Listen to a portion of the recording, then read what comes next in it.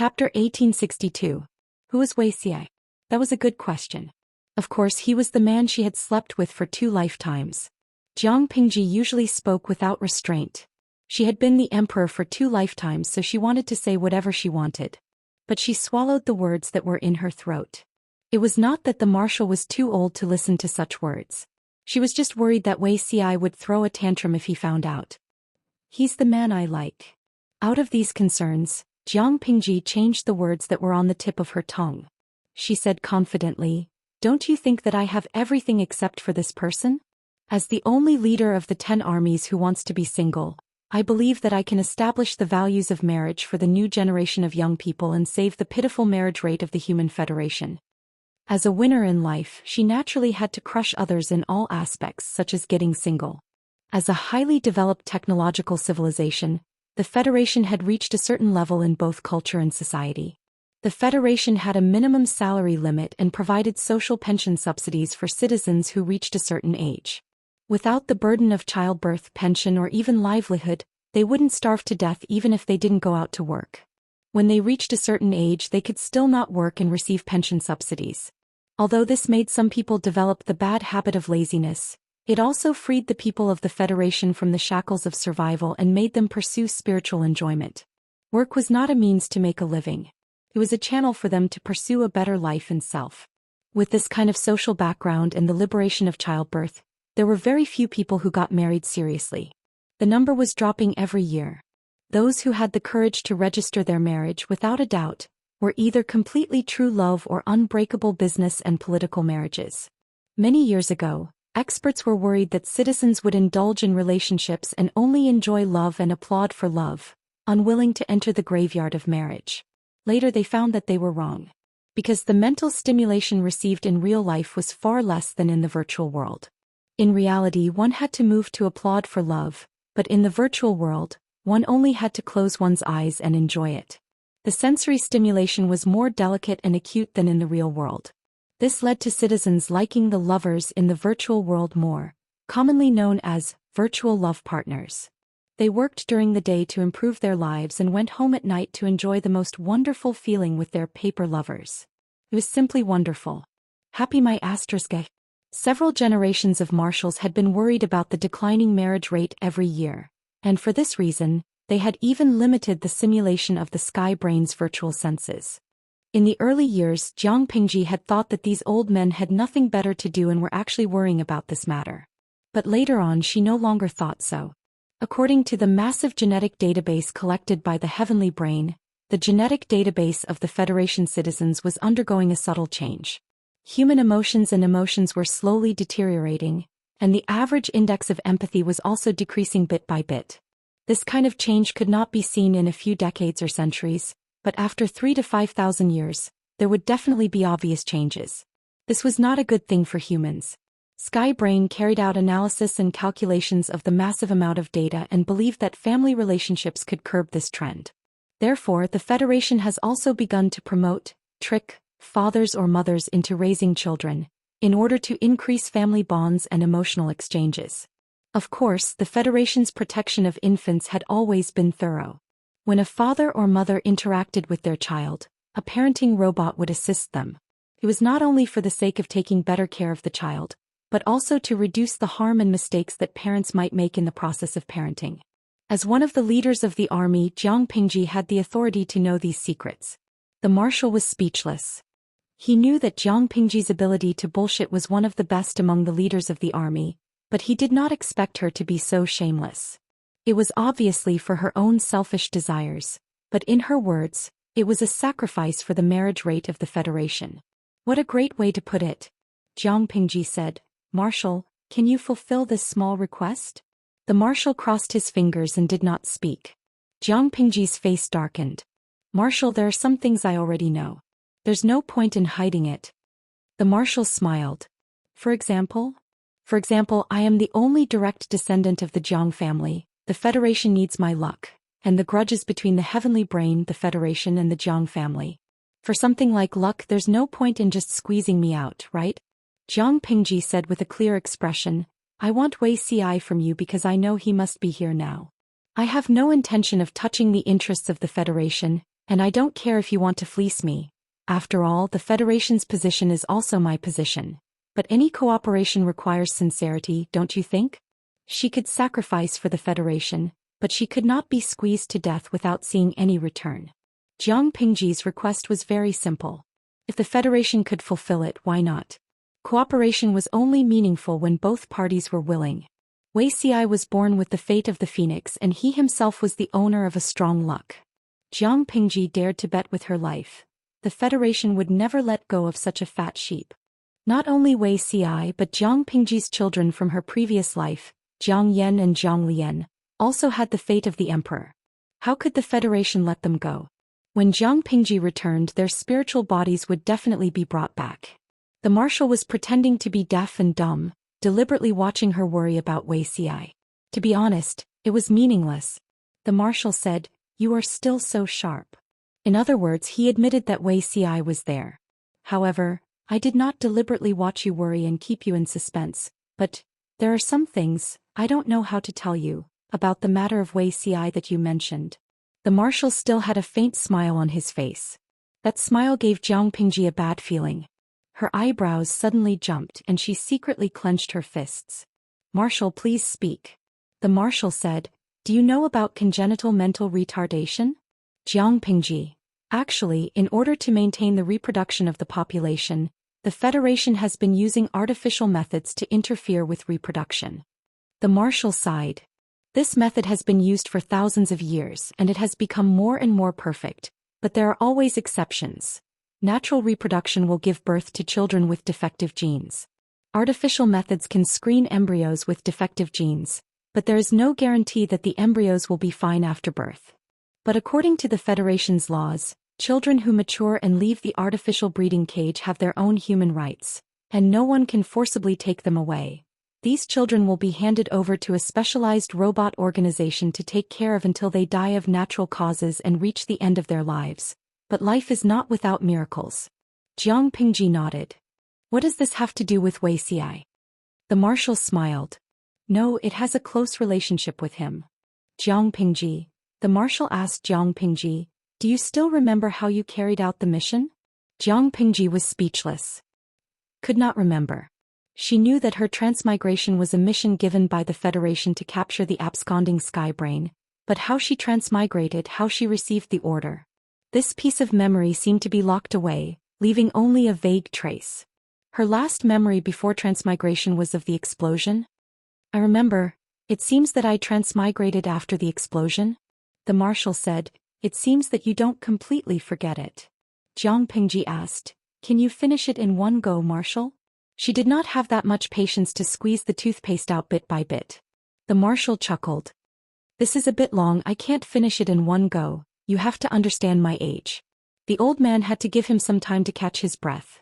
Jiang Pingji, I'd be a fool to believe you. Anyone who sat firmly in the position of the Federation marshal and wielded the blade of the emperor's head, which could restrain the sky brain. Its nature was equivalent to the god-slaying blade, which could restrain the sky brain, a virtual spiritual body, would not be weak. The marshal looked old. If he really unleashed his little universe, Jiang Pingji would not dare to say that she could win. The marshal did not continue to delay and helped Jiang Pingji fill in the few days of her memory that she had missed. After Jiang Pingji received the classified mission, the garrison of the 7th Army Corps on a deserted planet sent an emergency signal for help.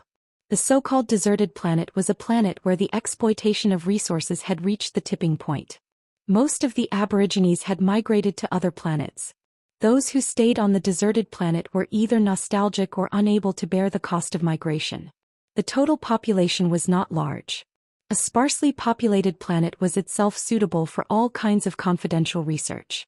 There were a few research institutes established by the Federation on this deserted planet. Jiang Pingji realized the seriousness of the situation and personally went to deal with it. What happened after that? Jiang Pingji raised her hand and pressed her head. Fragmented images appeared in her mind. Like a puzzle, they gradually became complete and revealed the whole picture.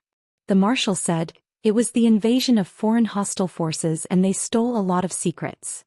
"You stopped it?" The marshal saw that she was worried and smiled to comfort her. "We stopped it. Don't worry about that. We found the stolen secrets from the spy who was hiding in the 7th Army Corps and ambushed you. They have been completely destroyed. Jiang Pingji's expression turned cold. The spy hiding in the 7th Army Corps. Marshal, this is my dereliction of duty. No. If you really want to talk about dereliction of duty, it can be traced back to your predecessor. We can't guess the malice of the absconding sky brain towards the Federation. Its behavior can even be regarded as deranged. The Marshal said, in order to destroy the Jiang family and take revenge on the Federation, it planned for hundreds of years in advance and infiltrated various forces. If the Federation didn't discover its conspiracy in time and destroy it one by one, removing the spies and informers, the losses would be far greater than now. After Skybrain's conspiracy was discovered, it fled, but there were still fish that escaped the net that we didn't notice. The deserted planet A233 is the best example. Because of this, we almost lost you. The spy was truly loyal to the Federation. He was a trusted old man left behind by the previous commander. His final attack on Jiang Pingji was also his behavior under control. Jiang Pingji didn't notice anything unusual about him. It wasn't Jiang Pingji's fault. No one suspected him. Following the Marshal's description, the memory box in Jiang Pingji's mind was opened. The missing parts were pieced together to form a complete picture. She studied all the ambushes, but Jiang Pingji had to bring people to rescue them. In the end, she was ambushed at a critical moment by someone around her. All the ambushes were detonated in an instant. With the power of the explosion at that time, it was enough to engulf an area with a radius of more than 1,000 miles and blast a huge pit. Regardless of anything else, more than 1,000 people in the research institute were dead. Jiang Pingji had brought all the equipment on her in order to rescue them. She could have left the center of the explosion in an instant and saved her life, but she chose the research institute. In other words, I should have died. But she was still alive. Jiang Pingji looked at her hands. They didn't look like they were regenerated in a short period of time. The Marshal said, theoretically that should be the case. If her spiritual body still existed, even if her body was destroyed, Jiang Pingji could still be saved. The problem was that in order to protect the research institute, she activated the extreme spiritual realm and moved the explosion to a relatively safe place in the deep sea through the space displacement device she carried with her. Her body wasn't much of a problem, but her spiritual body suffered an almost destructive blow. But I'm still alive. Moreover, I carried out the classified mission that the Federation gave me. The Marshal said, this will change the topic to congenital mental retardation, just now. Jiang Pingji was speechless. What did this have to do with congenital mental retardation? Life in miracles. When these two things collide, it will produce wonderful changes that humans can't even imagine. The Wuxia you mentioned should be a special subject of investigation by the Research Institute. The Marshal showed Jiang Pingji a set of information. Jiang Pingji skimmed through it briefly and was silent. He continued, under normal circumstances, this kind of child with congenital mental gene problems will have a spiritual body that is almost as weak as a paramecium. But the 212,175 in the information has a strong congenital spiritual realm, comparable to the 4 genetic unlocking stage. Jiang Pingji said, and then? The Marshal said, as you can see, he has a strong spiritual power, but he doesn't have any spiritual consciousness. It was impossible for one to have powerful mental strength and even condense a unique mental domain without a mental consciousness. He attracted the attention of various research institutes and became a subject of investigation. But after so many years there were no results. Why didn't you release him if there were no results? Jiang Pingji saw clearly that 212,175 lived in the Research Institute for a whole 26 years. The Marshal said, do you know what his spiritual realm ability is? What? The Marshal said, it's healing. It's the opposite of yours. Jiang Pingji's original ability was fire, but after awakening her ancient blood, she had the violent power to burn everything. He didn't stay in the Research Institute to be investigated. He was more of a part of the Research Institute working to earn money. Jiang Pingji was speechless. When the Research Institute was attacked, 212,175 did not move. He was only protected by the robot nanny. Until the explosion happened. Jiang Pingji survived because she received help from an external force, which helped her share some of the damage. Why did he become Wuxia? The marshal said, you have to know that his control of the spiritual realm is based on instinct. He can't be compared to you. It's like a child who has great strength but can't use it to its full effect. He also suffered a great mental impact. Time was tight. Coupled with the request of the entire research institute, we put your spirit and his into the mission coordinates together. Originally we hoped that he could be reborn in another world. It was a reward for a hero, but we didn't expect him to develop self-awareness. The marshal said, when you completed the first stage of the mission, we wanted to extradite him back, but his spiritual body developed a strong resistance. Instead he entered the second stage of the mission with you. I have to say, fate is amazing, isn't it? The marshal said with a smile, fate is indeed amazing. According to the information sent back by the original research institute, this 212175, or Wuxia, does not have any spiritual consciousness and is unable to sense the outside world. However, he unexpectedly likes your image. After that, we dug deeper into him and found that the fate between you and him seems to be far more than that. Jiang Pingji asked, there are other inside stories. The marshal said, you've carried out many missions during the years you were a genetic warrior. I'm afraid you don't even remember many things. But the video record is eternal. After Skybrain helped analyze it, we found a very interesting video. Jiang Pingji received the record sent by the marshal. The corresponding memory appeared in her mind. This is... Jiang Pingji's eyes showed some shock. She had been ruthlessly betrayed. The person who betrayed her was a comrade she met in the genetic warrior training camp. He was a traitor who betrayed the Federation's important secrets for his own selfish desires. Because of the leak of secrets, the front line collapsed. Jiang Pingji entrusted her back to him, but he almost caused her to lose her life. The traitor even framed Jiang Pingji and made her the scapegoat. The Federation issued an arrest warrant. Jiang Pingji was unwilling to resign herself to death, so she used force to break out of the encirclement and escape. She crossed several planets and persevered to kill the traitor. She wanted to give an explanation to the soldiers who died in vain and prove her innocence. She killed the traitor before he boarded the spaceship outside of the country. She conveniently obtained important evidence to prove her innocence. Although she proved her innocence because she resisted arrest and killed her comrade, no one could deprive a traitor of her life before the authorities officially convicted her. Jiang Pingji was forced to retire from the ranks of genetic warriors. She entered the 7th Corps as an ordinary federal soldier. This was the background of the video. Jiang Pingji was hiding from place to place. She wandered around several planets. Her chest was filled with endless hostility. When she woke up and went to sleep, it was as if she was possessed. There was only one thought in her mind: catch the traitor and grind his bones to ashes. When she passed by a deserted planet, Jiang Pingji hid near a nursery and met a little boy. He was a very beautiful little boy. His smile was clean and pure. It reminded her of the blue sky and blue sea on the central planet. The little boy with black hair and eyes was somewhat reclusive. He sat quietly and did not speak or pay attention to anyone. Jiang Pingji was on the verge of breaking down. If she could not catch the traitor, she would probably have nowhere to run. At that moment, the little boy, who was suspected to be deaf and mute, suddenly responded. What's your name? Can I be your friend? Big sister, you're so beautiful. Have you eaten? The weather is so good today. Questions like these floated out from the intelligent brain screen on his wrist.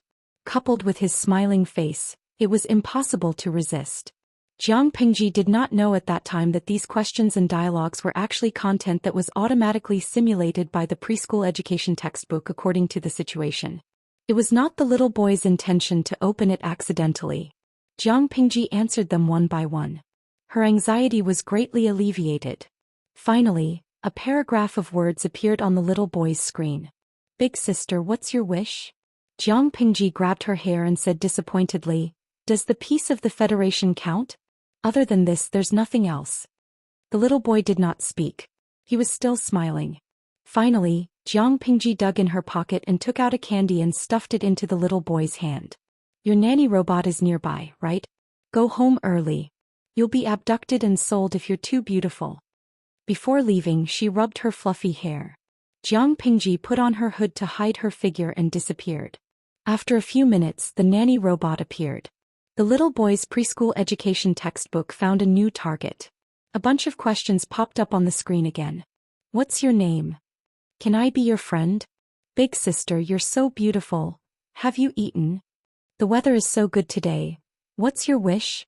Jiang Pingji was speechless. There's something I have to remind you of.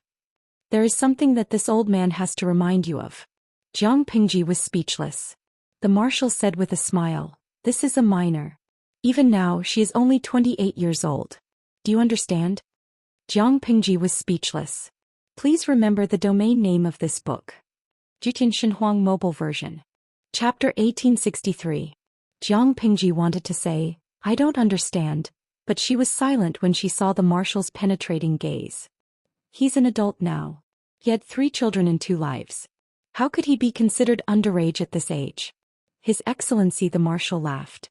What I mean is that his physical age is underage, not his mental age.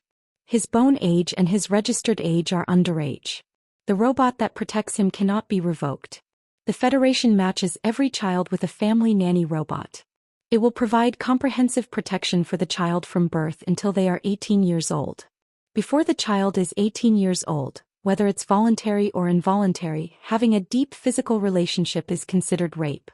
Wei Xi's situation is even more special. He's a person with abnormal embryonic genes. The protection period is from birth until death. The robot's protection mechanism is stronger. Jiang Pingji was speechless. She had been bragging about the federal law for so many years. It was the first time she wanted to hammer the guy who made it to death. The Human Federation had comprehensive protection mechanisms for infants, toddlers, children, teenagers, and youths under the legal age. When a fully developed newborn comes out of the nursery, it will be matched with a family nanny robot. Not to mention strangers, even the child's parents can't hurt the child protected by the robot. The child's genes are bound to the family nanny robot. It won't be released until the child is 18 years old. Of course, the separation from the family nanny robot only means that the child has the ability to be independent and protect himself. It doesn't mean that they are an adult. 2,000 years ago, the age of adulthood in the Federation was 35 years old. Later, because of the war and the further development of technology, it was lowered to 30 years old. Even so, Wei Xi was 1 year and 2 months away from adulthood. The most annoying thing was that he was a special agent. The standard of adulthood couldn't be measured by age. He still needed to pass the Special Department's intelligence and living ability test. Wei Xi was an ancient person through and through. He didn't even know how to boil water. How could she expect him to learn how to live normally before he was 30 years old? Jiang Pingji only had one thought in her mind. She wanted to curse him 10,000 times in his face. The marshal seemed to enjoy seeing Jiang Pingji's depressed expression. He smiled and added fuel to the fire.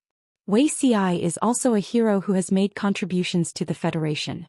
Under the request of the original research institute, the robot bound to him has been upgraded to the ultimate state.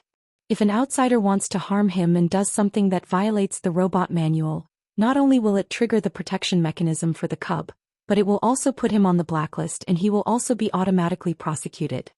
I hope you have a clear understanding of the seriousness of the matter. How strong was the fighting power of an ordinary household nanny robot? Jiang Pingji could not subdue her opponent without using her ultimate move. Only a small number of descendants of big shots could afford to use them because of their scarcity and high maintenance costs. The Federation was unable to supply them on a large scale. They were fully equipped and had considerable combat power. It was not a problem for Jiang Pingji to defeat them, but the time it took to subdue them was more than enough for the robots to send out a distress signal. The nanny robot sounded the alarm and the nearby patrolling security robots would swarm over. Jiang Pingji was speechless. In the eyes of the marshal, how lustful was Jiang Pingji. The marshal could not help but laugh. The future marshal of the Federation can't be tainted by such a thing. What do you think? She said. She just wanted to flip the table and smash things. Her legal partner of 2 lifetimes was now separated by a robot. The marshal, the old man, still asked her what to say. She said nothing. The marshal also knew that Jiang Pingji could not take his teasing. He laughed and ended the communication. Jiang Pingji was speechless. He's teasing you with the adjutant. Jiang Pingji looked at the place where the communication screen disappeared. A man with red hair and red eyes suddenly appeared beside her. Without a doubt, this man was the current sky brain of the Federation. Aren't you busy?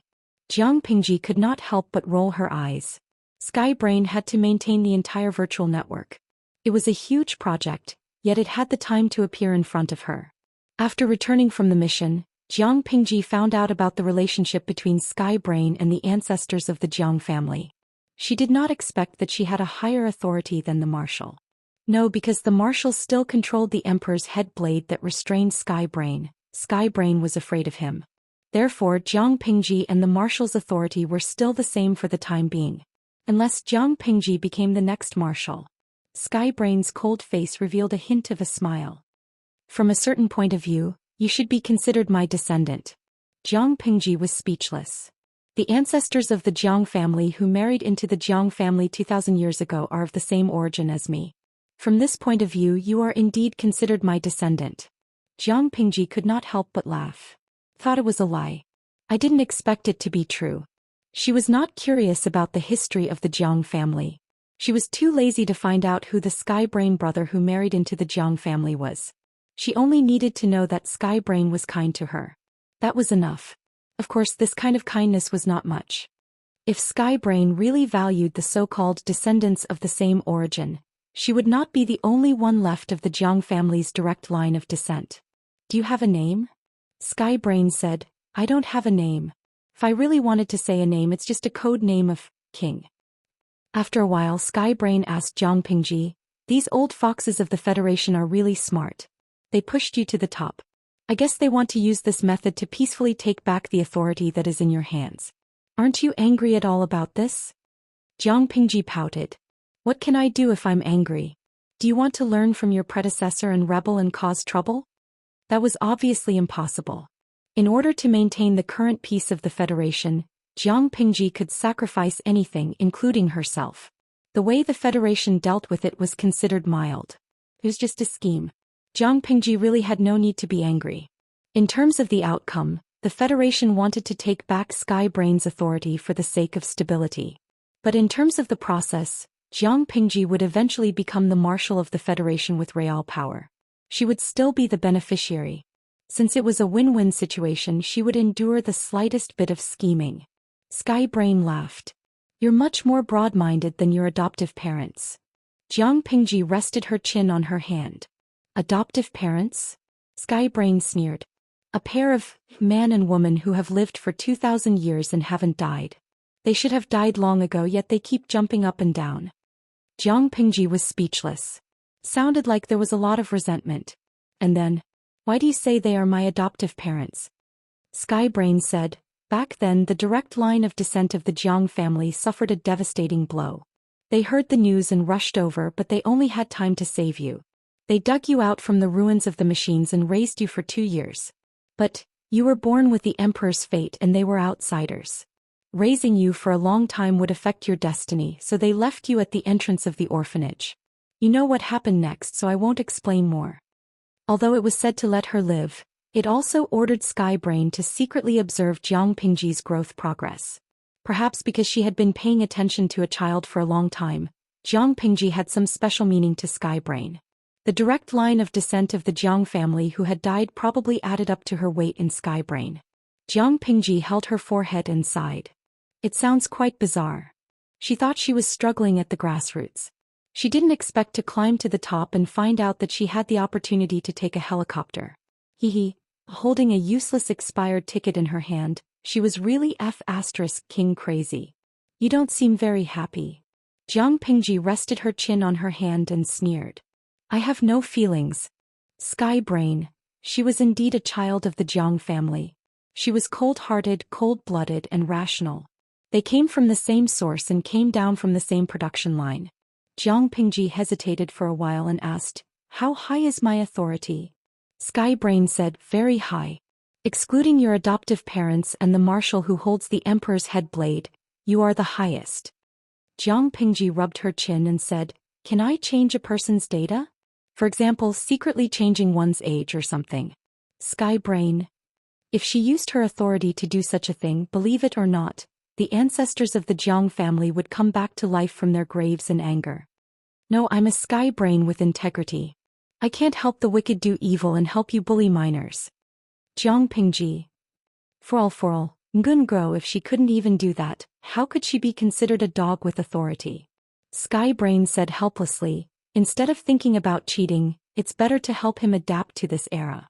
You have to know that if he doesn't pass the intelligence and living ability test, he won't be released even if he's 300 years old, let alone 30 years old. Unless he defected from the Federation and left the Federation to go to another star region, Jiang Pingji wouldn't be able to spare the nanny robot.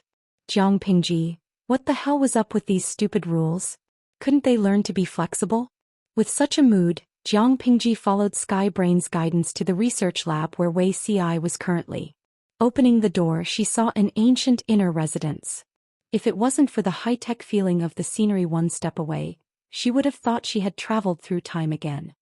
Virtual environment? Sky Brain laughed. To protect the mental state of the child, the nanny robot will try to simulate the environment that the child is most familiar with and at ease. Jiang Pingji, could these guys not associate words like child and minor with Wei Ci? The more she reminded them, the more she felt like she was a beast. Jiang Pingji looked around and finally found a person who seemed to be curled up in a blanket in the corner. 3 steps away stood a round-headed nanny robot. This robot wasn't the common white model but a very low-profile gold color. The word, nouveau riche, was written all over its body. Don't come near. The robot stopped Jiang Pingji but didn't make any further resistance. Jiang Pingji. She didn't mean any harm. Sky Brain sniggered. The nanny robot will detect the emotions of those who approach. Your emotions aren't right. A person with a brain full of useless thoughts couldn't get close to a child. Jiang Pingji definitely didn't have any good thoughts at the moment. Jiang Pingji, she just wanted to hug Wei Ci. That was judged as useless thoughts? As she spoke, a head popped out from the blanket, revealing a pair of pure black and bright eyes. The eyes were too clean, so clean that Jiang Pingji felt unfamiliar, but she was sure that deep in the eyes was a soul she was familiar with.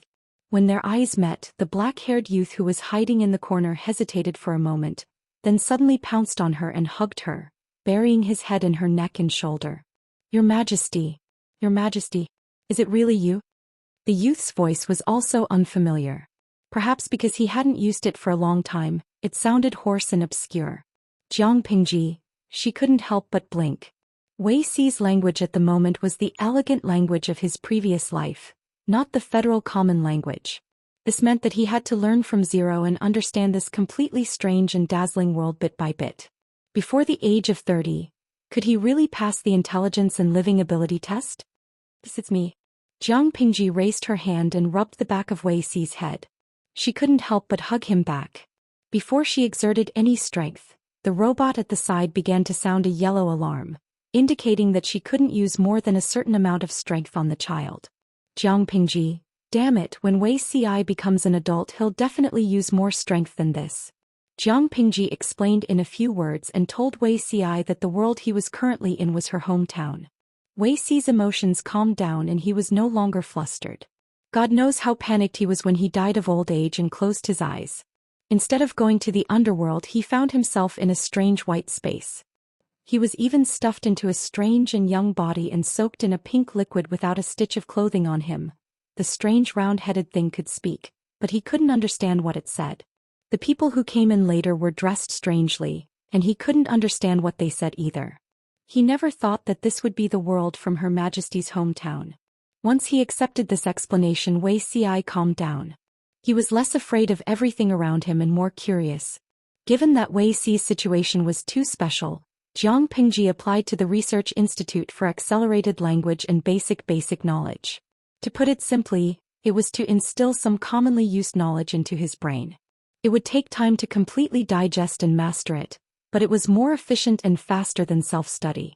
This technique was targeted at people in a vegetative state who slept for a long time, or special people who were derailed from society for some reason. Of course, not all knowledge could be instilled. The amount of it depended on the surgeon's mental brain. Wei Ci's mental strength was abnormally strong, and his innate mental ability was healing, so the absorption would be faster. What is this? Wei Ci sat on the strange white chair obediently. He didn't dare to move his body, only turning his eyeballs to look up. His head was covered with a strange semicircular cover. Countless tentacles extended out of the cover, which made him shiver. These tentacles were similar to the tentacle tubes he saw when he woke up from the pink liquid. Jiang Pingji said, "It's a small surgery. Don't worry, I'm here with you." The two of them interlocked their fingers. Because it was Wei Xi's permission, the nanny robot squatting at the side did not issue a warning. She could stabilize Wei Xi's emotions, so the robot's judgment of her was safe. Jiang Pingji did not lie to Wei Xi. The entire transmission process took less than 5 minutes. Wei Xi shook his slightly dizzy head. Other than feeling a little sleepy, he did not feel anything else. Jiang Pingji then tried to converse with him in the common language of the Federation. Wei Xi understood, but when he subconsciously replied, he used the elegant language from his previous life. After a while he widened his eyes in shock. He actually understood those strange languages. The surgery was very effective, but to completely absorb and master it requires more practice. Wei Xi was speechless. He seemed to have inexplicably learned an alien language. He could understand it, but he did not know how to speak it.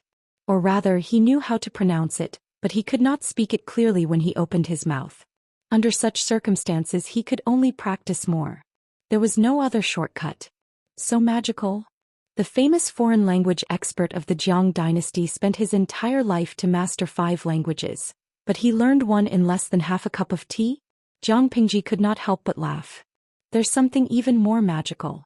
I'll accompany you to familiarize yourself with it. From a certain perspective, she had been away from the Federation for almost 100 years. She needed some time to revise. Wei Xi calmed his nervous and flustered heart and nodded heavily. A month later, Jiang Pingji looked at the brand new intelligence on Wei Xi's wrist with satisfaction. As a dog with limited authority, Jiang Pingji got someone to put Wei Xi's identity under her household registration and conveniently made him his guardian. Under smiley face, Jiang Pingji became Wei Xi's guardian and adopter before he became an adult. Today was the day they left the research institute. These days Wei Xi had been learning and mastering basic knowledge such as how to dress, how to cook, how to order takeout, how to locate himself, how to call the police for help, how to log into the virtual network, and how to understand the price of goods in this era. But then again, Wei Xi had a nanny robot to look after him 24/7. Did he still need to learn how to cook and order takeout? Jiang Pingji was somewhat at a loss about this setting. The robot's reply was that Wei Xi was recovering well and he needed to learn to live independently as much as possible before leaving the robot. Smiley face. Angle. Whether it was in ancient times or the interstellar era, money was the most important thing. Jiang Pingji let Wei Xi connect his account and spend the money in it freely. He was also a rich person. An account that was not worth a few zeros was enough for Wei Xi to buy and spend. What surprised her was that Wei Xi's original account actually had a considerable amount of savings. She checked the statement and found that other than the recent transfer of $1 million, which was the reward for being a hero, there was a monthly transfer of 30,000 to 40,000 credits. It probably started when Wei Xi, who was 212175, was 3 years old. The account that transferred the money was from a research institute. Jiang Pingji was speechless. She suddenly remembered what the marshal had said. Wei Xi was not only a subject of observation by the research institute, but he was also a member of the research institute, helping them to earn money. Those words were actually not a lie. The nanny robot's reply also confirmed this. Because he did not have a spiritual consciousness, Wei Xi could not freely control the innate spiritual realm, but he could use special methods to guide it and make it work. The Research Institute needed this kind of power, so Wei Xi was classified as a member of the Research Institute. He received a monthly salary, all kinds of insurance and benefits were complete, and there was a bonus for completing a big project. There was also a New Year's money at the end of the year under smiley face. The most amazing operation was, Wei Xi's original nanny robot would also use the money as a guarantee. Why is there such a setting? Heavenly Brain said, because we are not sure how long he can work.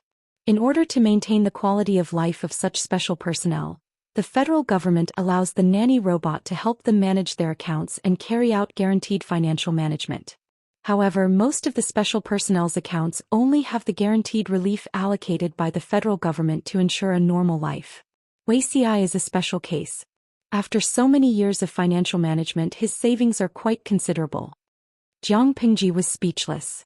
When Wei Xi heard about this, he asked if she could continue with the job. Can I still starve you? Wei Xi said, but it's rare to have a way to make a living. Naturally, I have to give it a try. I can't be a person who does not work and cannot distinguish between the 5 grains. In the previous 2 lives he had been an official, received his salary and had some stable income under his name. In this life he still did not know how to realize his value, but he definitely could not be a useless person who did not know anything. Jiang Pingji respected Wei Xi's choice. She could also see the contradiction and confusion in Wei Xi's heart. It was impossible for her to stay by his side for a long time. There was still a lot of backlog in the army. It would be good if Wei Xi could find a job and integrate into the new world as much as possible. The previous research institute was very easy to talk to. They helped Wei Xi write a letter of recommendation, recommending him to work at the special medical center on the central planet. There were not many people whose mental strength was strong enough to condense a spiritual domain. Wei Xi's attribute was the extremely rare healing, so he was popular everywhere. Now that he had self-awareness, it meant that he could control his ability smoothly and freely. His value was even greater. This healing ability not only targeted the injuries of ordinary people, but it could also speed up the healing of mental injuries. Jiang Pingji was speechless. People who were so awesome were like cheats wherever they went. When they arrived on the central planet, Jiang Pingji and Wei Xi received a piece of news. This news also made Wei Xi feel like he was injected with chicken blood. He absorbed everything in the new world like a sponge and strived to pass the adulthood test as soon as possible before the age of 30. He was also speechless about this setting. At 30 he was actually still a child. I knew that the group of old foxes in the federal government liked to fleece sheep. Not only did they catch me to fleece, but they also want to pull a few more sheep with them. This news was very simple, and it also confirmed Jiang Pingji's previous guess. In the first life, Jiang Yan and Wei Tsong were extradited here after ending their journey in that world. However, because of the secret organization regulations of the federal government, they would not have the memories of their previous lives. In layman's terms, it was the soul reincarnating again, but this kind of reincarnation could be controlled by humans. The same soul, 2 lives. Where's Lian? Jiang Pingji looked at the notice with a sour expression. Her life hasn't come to an end yet. Because the influence of the former sky brain has disappeared, the flow of time in the 2 dimensions will synchronize. Lian will probably need a few more years. Anyway, we'll see each other in the future. But for now, the most important thing is still you. Wei Xi pointed at himself blankly. Me. Jiang Pingji could not help but curl up on the sofa dejectedly. According to the federal law, underage people can't apply for child care. She spread out her hands and told Wei Xi the unfortunate news. In the federal government, it's illegal for a woman to give birth to a child. If an adult male or female of the right age wants a child, they have to apply to the child care agency. Wei Xi was still underage. She did not realize that the 2 of them slept in separate rooms.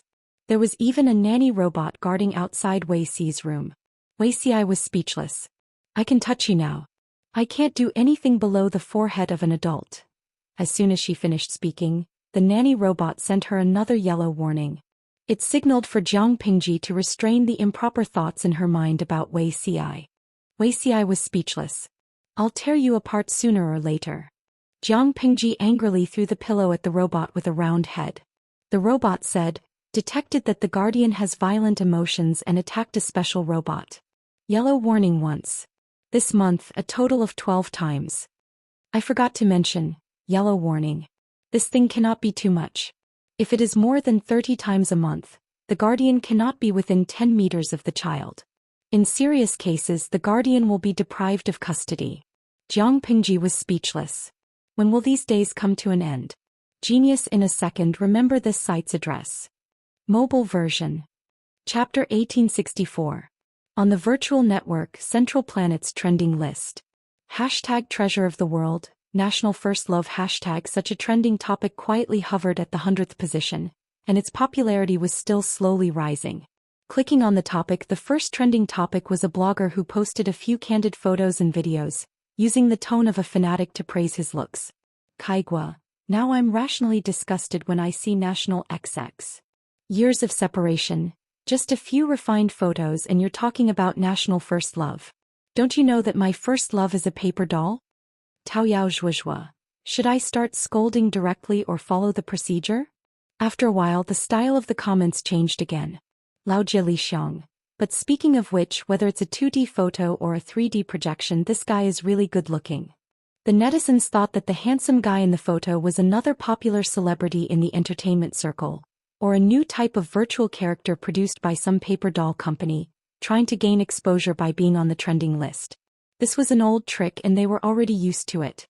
Most of the netizens who clicked on the link got a bunch of photos for free, exclaiming that the photoshopped photos were really good, that the plastic surgery was perfect, and so on. Until a certain internet celebrity with more than 1 billion fans came down. Central Planet Special Medical Center v. Violation of Portrait Complaint. The netizens who followed Central Planet's Special Medical Center were dumbfounded. Central Planet's Special Medical Center was a very special medical organization. Usually they only reposted and did not create original content. The people who followed them were either business tycoons, political tycoons, or military tycoons. The official account looked very relaxed, but in fact it was very powerful. It had been hundreds of years since the account was created, and the owner of the official account had changed time and time again. Currently, the official blogger was quite aloof and never posted original content. Reform Spring Breeze Mandy. Oh my, is this Xiao Yang in real life? Guoli Qing. This is the new blogger's first original post after taking office, right? Huiyuan Taoji. To let the blogger Xiao Yang personally reprimand him. This, national first love, has a background. Not long after Central Planet's Special Medical Center V posted his complaint, the original blogger's photos were deleted. Of course, there were some clever netizens who had saved the photos. Outstanding looks always left a deep impression on people. Netizens who had been to Central Planet's Special Medical Center recognized the real identity of national first love. Fried String Bug Clan Kakakio. Isn't this Dr. Wei Ci? The most idiotic netizen. I was slacking off at work and climbed up to have a look. I didn't expect the treasure boy that I've been keeping for so long to be exposed. According to insiders, Dr. Wei Ci was sent here out of nowhere. Airborne. Even in the interstellar era they didn't have a good impression of members who were parachuted in. Yang Tian Kigeojio. What's wrong with being airborne? In the entire Federation there were less than 10 healers in the spiritual domain. He was also an innate spirit domain expert, and his strength was estimated to be comparable to a level 5 gene unlocked. Wasn't the central government's official Weibo doing this because they were afraid of being poached? Whoosh whoosh whoosh. Based on his confident tone, it was obvious that he was someone in the know. A spiritual domain, a healing spiritual domain that was condensed innately, was highly sought after no matter where he went. There was a commotion online for a while, but it did not blow up. Wei Ci's life was not affected at all, and he still worked from 9 to 5 every day. When the medical center needed him, he would provide assistance. When he was not needed, he would study all kinds of content in his small office and sign up for several ancient literature classes. In this era, learning was convenient. Adults who had entered society could also attend virtual schools. Wei Ci signed up for the elementary class of ancient literature. Usually he had 4 classes, but today he only had 1 class before he hurriedly went offline. Today was a very important day. The Central Planet Nursery Institution sent a message saying that the babies in the nursery pod were about to be born. Jiang Pingji was busy outside and said that she would only be back in 2 or 3 days. Wei Ci could only pick up the babies and bring them home alone. Wei Ci had been looking forward to this day since a few months ago. He had done enough strategies, from the transportation to the registration queue at the Central Planet Nursery Institution, to where to apply for a birth certificate for the newborns, to receive a smart chip, to matching a family nanny robot. Even though he had memorized these contents by heart, he was still so nervous that his forehead was sweating when he actually did it. Then he realized that he was thinking too much. Her Majesty was the commander of the Federal Army. As a family member of a military marriage, Wei Ci could go through the Green Channel to complete the formalities. Thank you. Wei Ci smiled and thanked the robot cylinder that was not even as tall as his waist. The robot said, "You're welcome." With the robot leading the way, Wei Ci completed the formalities very smoothly. He received the child's birth certificate, smart chip, and an electronic account. He chose a name, Jiang Yan. Seeing the two words being recorded in the family account, the corners of Wei Xi's lips curled up. After a busy afternoon, Wei Xi took a pile of documents and certificates to the nursery window to pick up the baby. Please verify the paternity DNA sequence code. A familiar-looking robot with a round head rolled its wheels over. Wei Xi followed the instructions and placed his finger on the cover that it extended out. His fingertip hurt slightly and a bead of blood emerged. After about 3 seconds, the robot with a round head said, "Verification successful. He is indeed Zhang Yan's father." Wei Xi asked warmly, "Where's the child?" The robot turned its head and its abdomen became transparent from the flowing gold metal, revealing the white and chubby baby lying inside. It turned out that the robot's abdomen was hollow. The robot's abdomen was padded with a soft cushion. The baby could sleep inside. Wei Xi asked it, "Can I hold the child?" The robot said, "Newborns have low immunity. It is not recommended to hold the child in public." Wei Xi reluctantly looked at the child's eyebrows and said softly, "Then let's go home." The robot replied, "Okay." Wei Xi looked at the robot worriedly.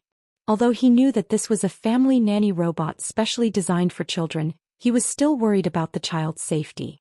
Would it be bumpy lying down like this? The robot's abdomen didn't look big. Would Yenner feel crowded? How was her breathing?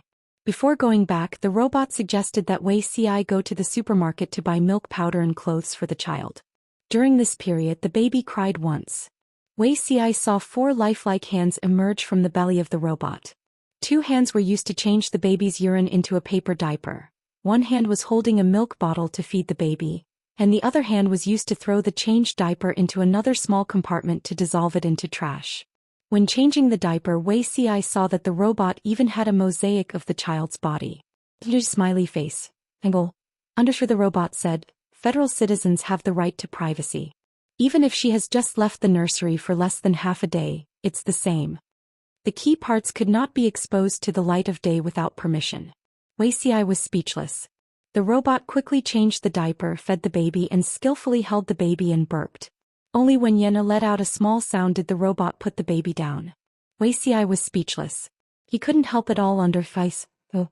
I'm sure the only thing he could do was swipe his card to buy things.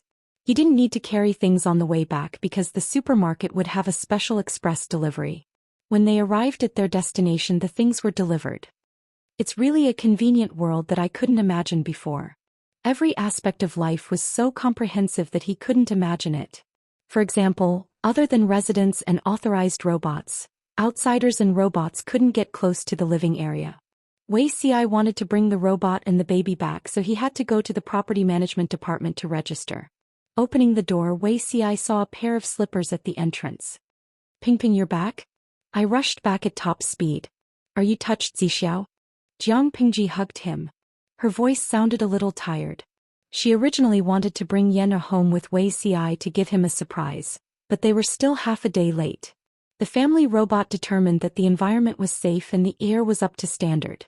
Only then did it open the door of the protective cabin, revealing the baby inside. "That's great. Yenner is back with us again." Jiang Pingji carried the baby out. The robot took the initiative to drag in the shopping items and tidy them up. Wei Xi said, "When Tsonger and Lianer come back, it'll be a real family reunion." Jiang Pingji smiled and poked the baby's little face. "There's still a wait." Wei Xi said, "There's always hope. It's only 3 to 5 years. We can afford to wait." There was no longer the involuntary and mutual deceit of the past. He only hoped that they could get what they wanted in the end and live up to their original intentions. Chapter 1865. As an antique, Wei Xi had recently become obsessed with the virtual internet. He opened an account for himself and shared bits and pieces of his daughter's life on it every day. Occasionally he would share his calligraphy and paintings. Regardless of the weather, he recorded from his daughter Zhang Yan's 1-month-old birthday until she was about to go to school. Many netizens who seemed to be annoyed also developed a daily routine of watching him raise his daughter. Relying on his good calligraphy and good classical painting skills, Wei Xi also became a famous figure in the circle. He did not have a team to manage fans for him, nor did he organize activities like lucky draws to increase his fans. After a few years, he inexplicably became a small blogger with tens of millions of fans. and these tens of millions of fans were active fans. Half of them shouted, "Prince Charming, you are so classical and elegant, I want to go with you to the parenting registry to get a little monkey."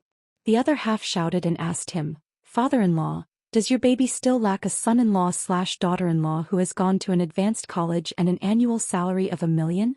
Other than working at the special medical center on the central planet, he would also take on commercial calligraphy and paintings when he had nothing to do, such as inscribing words, writing couplets, or painting."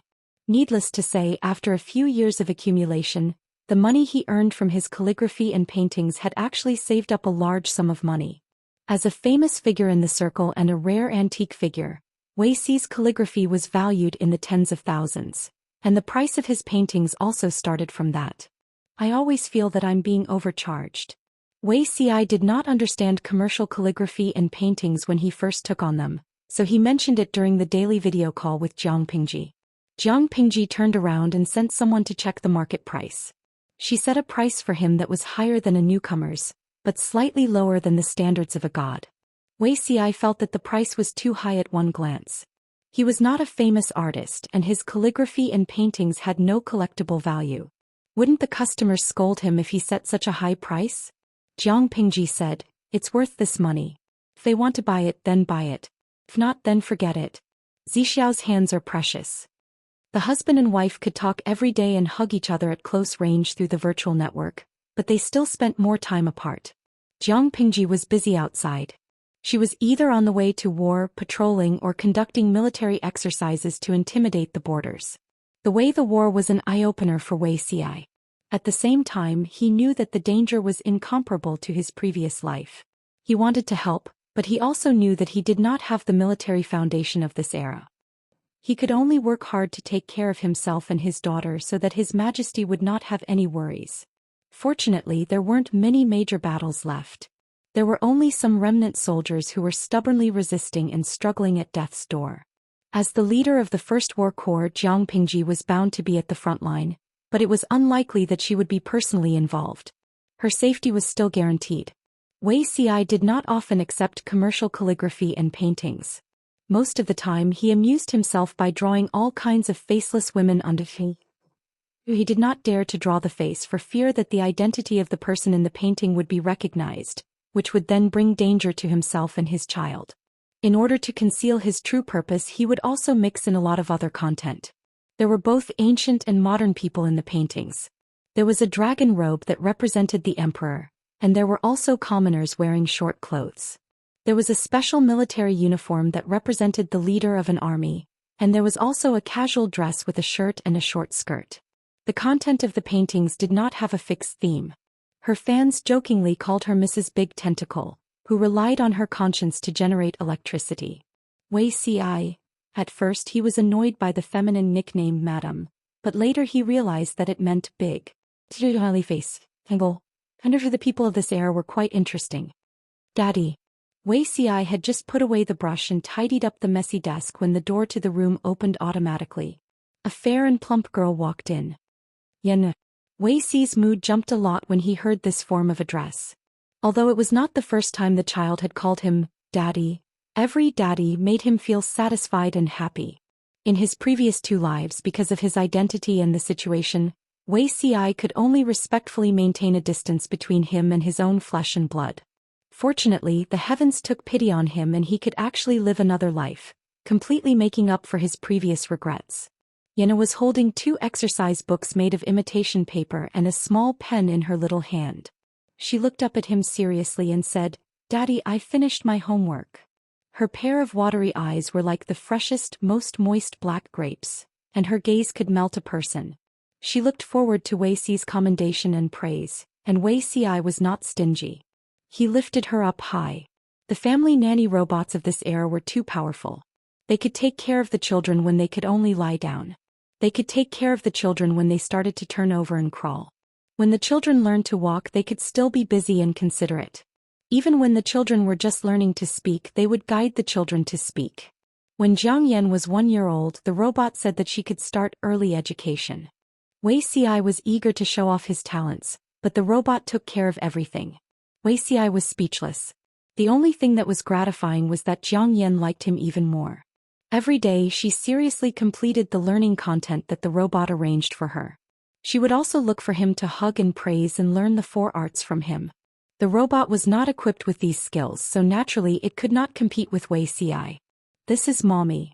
Zhang Yan nestled in Wuxia's arms and looked at the painting that had just been drawn on the table without blinking. She raised her hand and pointed at the woman in the painting. She said clearly, "When will mommy come back?"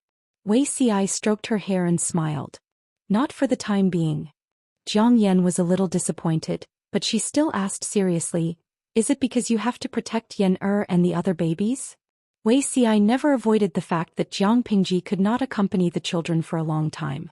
He also would not lie to the children and tell them that their mother could come back. To the children, a white lie was deception. It might be more hurtful than telling them the truth directly.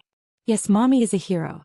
Not only does hero have to protect our Yan, but he also has to protect more babies of Yan's age. Jiang Yan was young, but she knew that the hero was a very impressive person. It was just that she really missed her mother. That was why she begged Wuxia to draw a picture of a family of 3 with her today. Wuxia looked at his daughter's painting and proudly showed it off to the netizens. "Ayo hey, looking at my wife's diary, I want babies every day. It's great to raise a daughter." It was important to know that young people in this era rarely took the initiative to have children. However, looking at Wuxia's daily life, it could be said that there were thousands of young fans who joined the army of raising children. It could be considered as a small contribution to the growth of the federal population. I soar back. "Q, my wife is really cute. Her painting skills are like her father's. She will also be famous in the future." Reform spring breeze blows Mandy. "Speaking of which, there's something very strange. My wife has never talked about her partner, but the baby's mother is always present when he draws. It makes one wonder if there's a conflict between the wife and her partner?" Pinching a lotus flower, Xiao Hongchen. "What's there to be suspicious about? How can there be a proper marriage these days? Don't everyone go to a nursery to get a child? For adults, the child is their own child. However, if the child's other half wants to raise the child together, no one can stop them. Therefore, it's very normal for adults not to mention the child's other relative, but the child will always talk about his parents." Wuxia looked at the comment, thought about it, and silently left a sentence. Wuxia v. "No, I have a very good relationship with my wife. It's just that her job is special.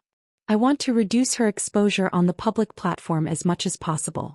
She's not a public figure, and it's not suitable for her to appear in front of so many netizens. Maybe there will be a chance in the future to introduce her to you." Many netizens were stuffed with dog food by Wuxia, and they couldn't help but cheer. However, they waited and waited. Wuxia became a doctor at the Central Planet's Special Medical Center, a master of classical calligraphy and painting, and a professor of classical literature. The diaries of the second and third children had been serialized for almost 20 years, but the netizens didn't know who the rumored partner was. Many years later, these fans almost forgot about this. One day, Wuxia's diary turned into 2 hands with their fingers intertwined. The gemstone rings on their ring fingers sparkled, and there were 2 federally issued marriage certificates next to them. Wuxia v. "Hello, she's my wife, Federal Marshal Jiang." Federal Marshal Jiang v. "Yes, let me introduce him to you.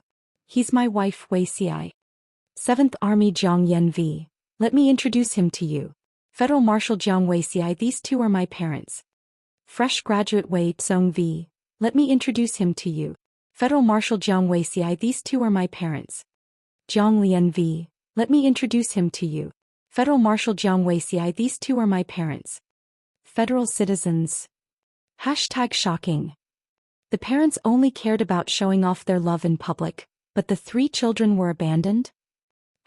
#genius. 1 second to remember this website's address. Mobile version. M. Chapter 1866. In September, the chrysanthemum crab was fat. Sure enough, the crabs are the fattest in this season. There was a popular food street near Tianhua University. There were all kinds of food stalls on both sides of the street. It was a lively scene every day. The crab dishes here were famous both at home and abroad. Every year, countless people would come here to taste them. In addition to the unique taste of the crab dishes, there was also a historical reason. It was said that the crab dishes here were developed with the help of the famous historical figure Xianxia. The taste was the most authentic. Perhaps because of these reasons, the people in the city had the habit of eating crabs in September. Although Gu Min was not a food lover, she applied to Tianhua University, so the food street had a certain status. Eat less. Crabs are cold. Aren't you afraid of getting sick? No matter how delicious it is, you can't eat too much. Moderation is the best. Sai Qinchin, are you worried about money? Gu Min pretended to be sad, her eyes glued to the plate and refused to move away. If I'm worried about money, why would I treat you? Jiang Chen skillfully shaved the crab meat and said helplessly, I'm worried that you'll eat too much and get sick again. You heartless little thing. If I knew you were thinking this way, I wouldn't have brought you here. I'm sad. Qinchin, don't be angry. I was wrong. I won't do it again. Gu Min could not help but put her palms together and beg for mercy until Jiang Chen showed a helpless smile.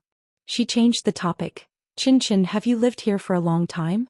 How can you find such a small and remote shop? Jiang Chen said, not long, but there is a food lover at home. He goes to many places, so of course I know. Gu Min asked, siblings? Jiang Chen shook her head. No, the food lover is my father. This food shop was discovered by Jiang Chen's father when he was young. At that time, business was very good. However, with the development of the times, people's pace of life was getting faster and faster. This kind of business encountered difficulties. The shop owner's son felt that there was no future in being a chef. There was no one to inherit the old man's skills. Guess the dishes are here. This shop was not only remote but also very small. The shop owner was the waitress, the chef, and the boss. The shop owner was old and could not be as busy as when he was young. There were limited customers every day. He wanted to close early today, but he did not expect Jiang Chen to bring Gu Min to eat, so the shop owner made a crab feast. Jiang Chen thanked him in a low voice. The shop owner showed a look of fear and trepidation. Gu Min revealed a doubtful expression. Qinchin, is it an illusion? Grandpa's store seems to be afraid of you? I can't say I'm afraid, I should say I respect you. Jiang Chen's expression was calm as she said, I saw wrongly. The old man just looked stern. The shop owner who had just walked to the door. No one knew that the grandfather of the owner of this restaurant used to be an imperial chef who was in charge of the Empress's meals. However, it didn't take long for the Empress to establish a constitution, which reduced the number of people in the palace even further. The shop owner grandpa then started his own business. After a few decades, a young man brought the then crown prince out of the palace for a stroll. He came across this small restaurant again and tasted the dishes of the palace. Only after learning about the history of this restaurant did he understand the origins of this place.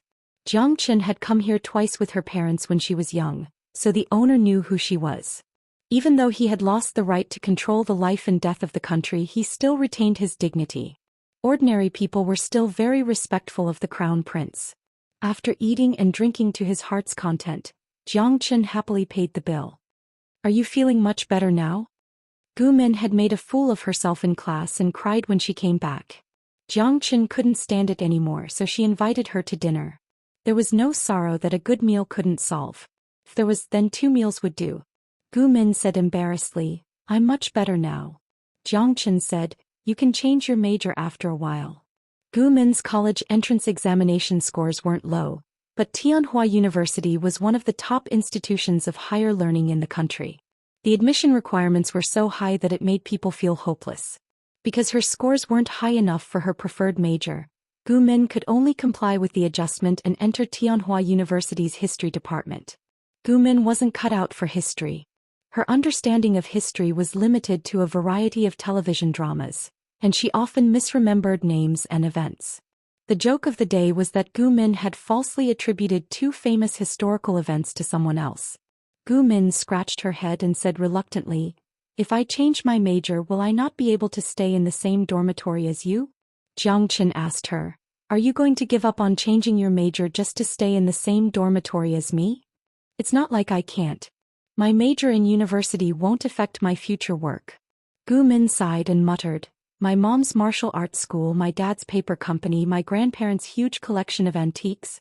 Anyway, after graduation I'll go back to inherit the family business.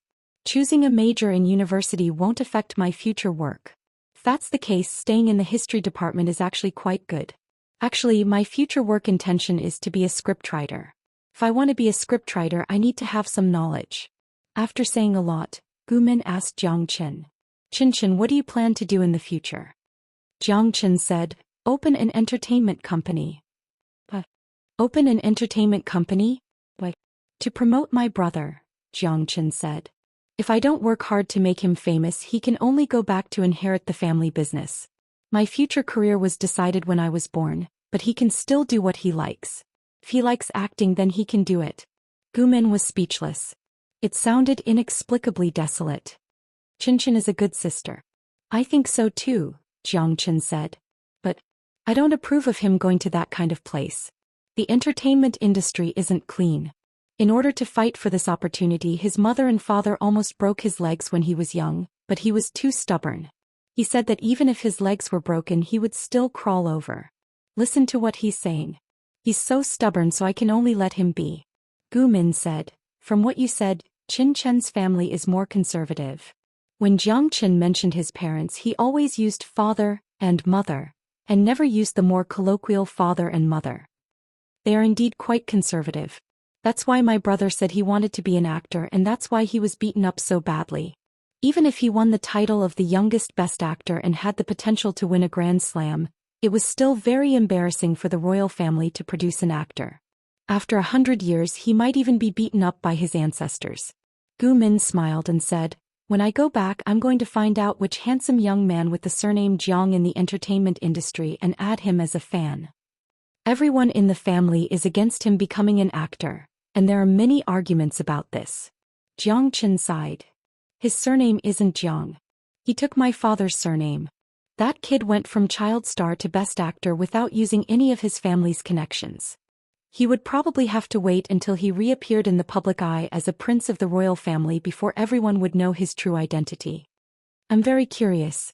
Since Chen's family is so conservative, why would your brother want to be an actor? Jiang Chen said, the more my mother is against something, the more tempted he is. Every time he's on the verge of breaking his leg. After all these years, he didn't break his leg. It was probably because the spirits of his ancestors in heaven were protecting him. Gumin and this roommate of hers had a very good relationship. The two of them would always go shopping together during the holidays. The only way to solve my worries is to get rich quickly. Looking at her rapidly shrinking wallet, Gumin looked at the big and small bags that she had bought on impulse and revealed a melancholic expression. Jiang Chen held a cup of milk tea and said with a smile, it's okay.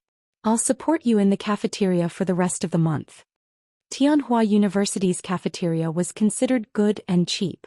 Students could eat their fill with just 10 yuan or so. If they wanted to eat better, a meal would cost about 40 to 50 yuan. If they wanted to eat individual stir-fried dishes, a meal of 4 dishes would cost more than 100 yuan. Many students would only be extravagant at birthday parties. Gumin said, don't. I'm a big eater. Aren't you afraid that I'll eat you poor? Jiang Chen drank the rest of the milk tea in one breath and threw the empty bottle into the trash can 2 meters away. If you can eat me poor, I'm afraid you'll have to be a glutton. Gumin silently applauded her friend. Society. Does a tycoon's thigh need a pendant? Baby, hang it wherever you point. Seeing Gumin's cheeky expression, Jiang Chen could not help but smile. You're taking advantage of me and you're still pretending. You should reflect on yourself. Don't be a starlight person every month and spend a month's worth of living expenses in a week. Gumin said gloomily, sigh, buying is the happiest thing in life. If I don't even have this little fun, what's the point of living? Baby's biggest wish is to start a business and become a tycoon. In the future, I'll drink 1 cup of milk tea and throw the other one away. Jiang Chen was amused. You just said a while ago that you wanted to be a scriptwriter. Gumin retorted, there's no conflict between being a scriptwriter and a business tycoon. If I write a popular script and film it into a TV series, I'll be rich in the future. Won't I be a tycoon then? Even a salted fish has a dream. Chen, don't be cruel and burst my dream. Jiang Chen was about to say something when she heard some noise from the wireless earphones on her ears. Her expression darkened a little. What's wrong? Gumin packed up the big and small bags. She did not feel anything when she bought them, but now she wished she had 3 heads and 6 arms. Jiang Chen quietly glanced in a certain direction from the corner of her eyes. She did not see anyone suspicious. Nothing. My legs suddenly went numb. It's a little uncomfortable. Gu Min put down the bags and let Jiang Chen sit on the public bench. Come give me your legs. I'll massage them for you. It's an ancestral massage technique. I guarantee you'll feel better in a while. Gu Min's mother's martial arts school was also inherited from her grandparents. There were often conflicts. When Gu Min was young, she had suffered a lot in practicing martial arts. After so many years of stumbling, she slowly mastered the art of brewing medicinal wine and massaging. Jiang Chen smiled faintly, but there was some doubt in her heart. Ever since she and Gu Min became roommates, Jiang Chen's secret guard reported that the two of them were often monitored. However, the person's whereabouts were extremely secretive. Even if the secret guard fought with him, it would not be easy. At first, Jiang Chen thought that the person was after her. After all, she was the heir to the royal family and the future young empress. It was hard to guarantee that there would be people with more extreme political leanings who would attack her. However, after the secret guard probed and investigated, he was shocked to find that the person was after Gu Min. Jiang Chen secretly became suspicious. She sent people to investigate Gu Min since she was young, but nothing unusual was found. The person who followed Gu Min was also very strange. He did not have any intention of harming her. Instead, he seemed to be a Miss Tianluo. There was one time when Gu Min had stomach problems. Jiang Chen had classes in the afternoon. When she returned, Gu Min thanked her for ordering stomach medicine and lunch. At the beginning of the month, Gu Min's period came. It was only when she went to class that she realized something was wrong. When she went to the toilet, she found that there was an extra pack of soft little angels in her school bag. Because it was Jiang Chen's favorite brand, Gu Min thought that it was Jiang Chen who prepared it. There were some things that Jiang Chen had done, but there were some things that Miss Tianluo had framed her. Ah Min, I want to ask you something. Jiang Chen felt very comfortable in her calves. He was even more curious. Gu Min's family background was very good. Her ancestors were also small officials. Other than that, there was nothing special about her. Why would that mysterious Miss Tianluo have her eyes on her? This matter had to be clarified. Only by knowing the real purpose of this Miss Tianluo could she be at ease. Chin Chin asked away. Are your legs still numb? It's okay. They're much better. Jiang Chen probed. Have you noticed that there's something strange around you? For example, are there any familiar people who are always wandering around? To be honest, I've seen them a few times, but they're very elusive. It doesn't seem very safe. A strange place and familiar people? I don't think so. Gu Min thought carefully and said uncertainly, if you really want to talk about strange things, there should be one. When I was young, I went to a kindergarten for the rich. The parents of the children there were very well off. One time there was a kidnapping case. I was accidentally injured and taken away. The next day the kidnappers died on the rooftop. I don't know who did it. Jiang Chen also found out about this kidnapping case.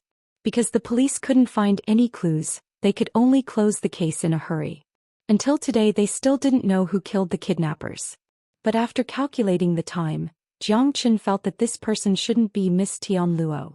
According to the investigation of the hidden guards, Miss Tianluo was a skinny man who was about 1.85 meters tall. According to the skin condition of his palm that was exposed during the fight, he should be between 20 to 35 years old. At this age, it was impossible for him to be the person who killed the kidnappers. Other than that, is there anything else? Gu Min pretended to be resentful. I'm just an ordinary civilian. How could I have encountered anything special? Tianhua University was the top university in the country. Even first-year students were very busy with their studies. Unknowingly, a spring and autumn had passed. In the second year of university, a very young professor was transferred to the history department. This person's name was very strange. His surname was Liu and his name was Shi. When he introduced his name to the students in the lecture hall, many students covered their mouths and snickered. Why was that? The second year of university focused on the history of the Five Kingdoms and the early days of the Jiang dynasty. Who was Liu Shi? He was the famous father of Emperor Qin in official history. Although Emperor Qin didn't approve of him, Qing Qing, who recorded history, did. Who was Qing Qing? He specialized in compiling the history of the 16 kingdoms, the Xia dynasty and the Jiang dynasty. He spent 35 years restoring countless ancient books. He was the imperial scribe, and after his death he was conferred the title of first scribe. Qing Qing recorded history like this, but Emperor Qin didn't reprimand him. It was obvious that he had tacitly approved of this part. Even though there were many unofficial histories, the official history that students saw was still Lu Shi, courtesy name Zhongqing, the father of Emperor Chen. He lived in Hejian. He was dissolute when he was young and he was a playboy. Even the father of Emperor Chen, Qingqing, was not polite about Lu Shi. Every word he said was a scumbag. Almost all students who studied history knew him. Lu Shi was a piece of trash, but he had a daughter who changed the world. Because he had the same name, Professor Lu, she was secretly called a scumbag by the students. Lu Shi was very young. He looked like he was in his late 20s. He was gentle, good-looking, and had a refined and outstanding temperament. The students gave him the nickname, Scumbag. But Lu Shi wasn't a scumbag. On the contrary, he kept his chastity and wouldn't easily be alone with female students. If a female student pursued him, he would reject them without hesitation. "I'm sorry, I already have a sweetheart. I'm planning to get married next year, but I'm afraid I'll have to disappoint you." Many girls' hearts were broken by this answer. Many girls could only wish Lu Shi and his fiancée a lifetime of happiness with tears. It was strange. Although Lu Shi always said he had a sweetheart, none of the students had ever seen the girl visit Lu Shi. It was Lu Shi's class that day. As the most handsome student in the history department, many students came because of his reputation. The lecture hall was full. However, not all students would be seduced by his beauty. Gumin was one of them. She was sealed by the quilt in the dormitory and didn't want to go to class, so she asked Jiang Chen to sign in. She didn't expect Lu Shi to find out. Lu Shi smiled and asked Jiang Chen to pass the message. "It's not good to skip class. Please ask Gumin to explain after class. If she's sick, please ask her to bring the doctor's certificate." In order not to deduct her credits at the end of the term, Gumin could only bite the bullet and talk to Lu Shi to see if he could make an exception. Lu Shi looked very serious when he was angry, and Gumin was most afraid of this kind of person. Lu Shi, as a professor, couldn't be too harsh when a student came to ask for mercy, but he still gave Gumin an ultimatum. "If you promise not to be absent from class from now until the end of the term, I can consider forgiving you for skipping class." Gumin wanted to say something but stopped. She could only agree with a bitter face and repeatedly promised that she wouldn't skip class again. "Professor Lu, I know I was wrong. I won't do it again." Gumin wished she could point 3 fingers at the sky and swear. Lu Shi smiled meaningfully. "I believe that Gumin has a heart of repentance. I believe that you won't let me down." Gumin nodded quickly. "From now on, turn over a new leaf. Study hard and make progress every day," Gumin assured Lu Shi. As soon as she stepped out of the office, her shoulders drooped and she looked listless. Back in the dormitory, Jiang Chen saw Gumin's lifeless face. "I've already signed in for you, but Professor Lu Shi seems to know you. He saw whether you came or not." Jiang Chen deeply sympathized with her. It wasn't that she didn't want to help her roommate. It was just that her roommate was unlucky to meet a serious professor like Lu Shi. Which university student hadn't skipped class or skipped school? Even Tianhua University's students were the same. Gumin's mouth twitched. "I don't think so. I didn't say hello to him. The girl next door also skipped class. She's fine." Jiang Chen shrugged. She didn't know how Lu Shi noticed. The lecture hall was very big. Usually it could accommodate 200 students. University was different from middle school and high school. The contact between teachers and students was limited to short class interactions. As a professor, it was impossible for Lu Shi to remember every student's face and name. How did he find out? "For the sake of your credits and final grades, you should be more careful. You can't skip Lu Shi's class." Gumin looked sad. "Is it too late to change my major?" Jiang Chen smiled. "It's too late." During the second class, she and Jiang Chen finally understood why Lu Shi remembered Gumin. Lu Shi talked about the topic of his recent research. It was about the mystery of the identity of Emperor Chen's mother. Historians believed that it was Gu Zhen, but Lu Shi believed that it was not Gu Zhen but someone else. In order to support this point of view, Lu Shi found a lot of materials. Jiang Chen, as the heir to the royal family, was stunned. "Nonsense. He's just playing to the gallery," Gumin muttered. Who else could it be if it wasn't Gu Zhen? He actually guessed that it was Gu Zhen's elder sister? Because of Emperor Chen, there were only a few records of her blood relatives, regardless of whether they were male or female. Later generations could only peek through history books. Jiang Chen coughed softly and muttered to herself. It might not be nonsense. This content was history to outsiders, but to Jiang Chen it was a family tree. He had to memorize it when she was very young. Of course, Jiang Chen had learned about the mystery of Emperor Chen's mother from the books left behind by her ancestors. After all, this period of history was too disgraceful. They could not possibly say that Lu Shi had defiled Gu Min, who was born with dementia, and that Gu Zhen had married Lu Shi with the fetus in Gu Min's womb. He was an ancestor after all. She had to keep the last layer of cover. When they heard Lu Shi prove the name of Emperor Chen's mother, a few of her classmates looked at Gu Min strangely. Gu Min couldn't help but explode. Why are you looking at me? It's just the same name. Lu Shi is also a famous scumbag in history. Why don't you go and see him? Jiang Chen held back her laughter. It's probably because of this that Professor Lu Shi pays more attention to you. Knowing that there was a student named Gu Min in his class, Lu Shi would definitely pay attention to her. Naturally, he would know that Gu Min had skipped class. Gu Min rested her chin on her hand and complained, I'm so unlucky. Chin Chin, how dare you laugh at me? Don't you love me anymore? Jiang Chen laughed. Why would I? I've always loved you the most. Gu Min blew a kiss at her. She said playfully, Chin Chin is indeed true love. Wax. Jiang Chen couldn't help but laugh. She copied her action and blew a kiss. Wax. Little did they know that the young professor at the podium saw the interaction between the two of them. The chalk in his hand was crushed into several pieces. Jiang Pingji's descendants. They were indeed of the same bloodline. An eyesore. Jiang Chen seemed to feel something. She glanced at the podium and found that Lu Shi was lecturing with a smile on his face. There was no flaw in his act. Gu Min had been targeted by Lu Shi. She couldn't skip class and he liked to ask her to speak in class. For the sake of credits, Gu Min could only grit her teeth and go back to the dorm to curse Lu Shi. If it weren't for Chin Chin, I would definitely change my major and stay away from Lu Shi. Gu Min's acting was poor. She hung half of her body on Jiang Chen. She did everything she could to act cute, which made Lu Shi even more upset. How old are you? Why are you still calling me a baby? Gu Min looked heartbroken. Didn't we agree to be each other's babies? You think I'm old now, don't you? Jiang Chen sighed. She couldn't do anything to the mischievous Gu Min. Many college students were night owls. Gu Min and Jiang Chen were typical examples. However, the former was addicted to TV shows and had a profound cultivation ability.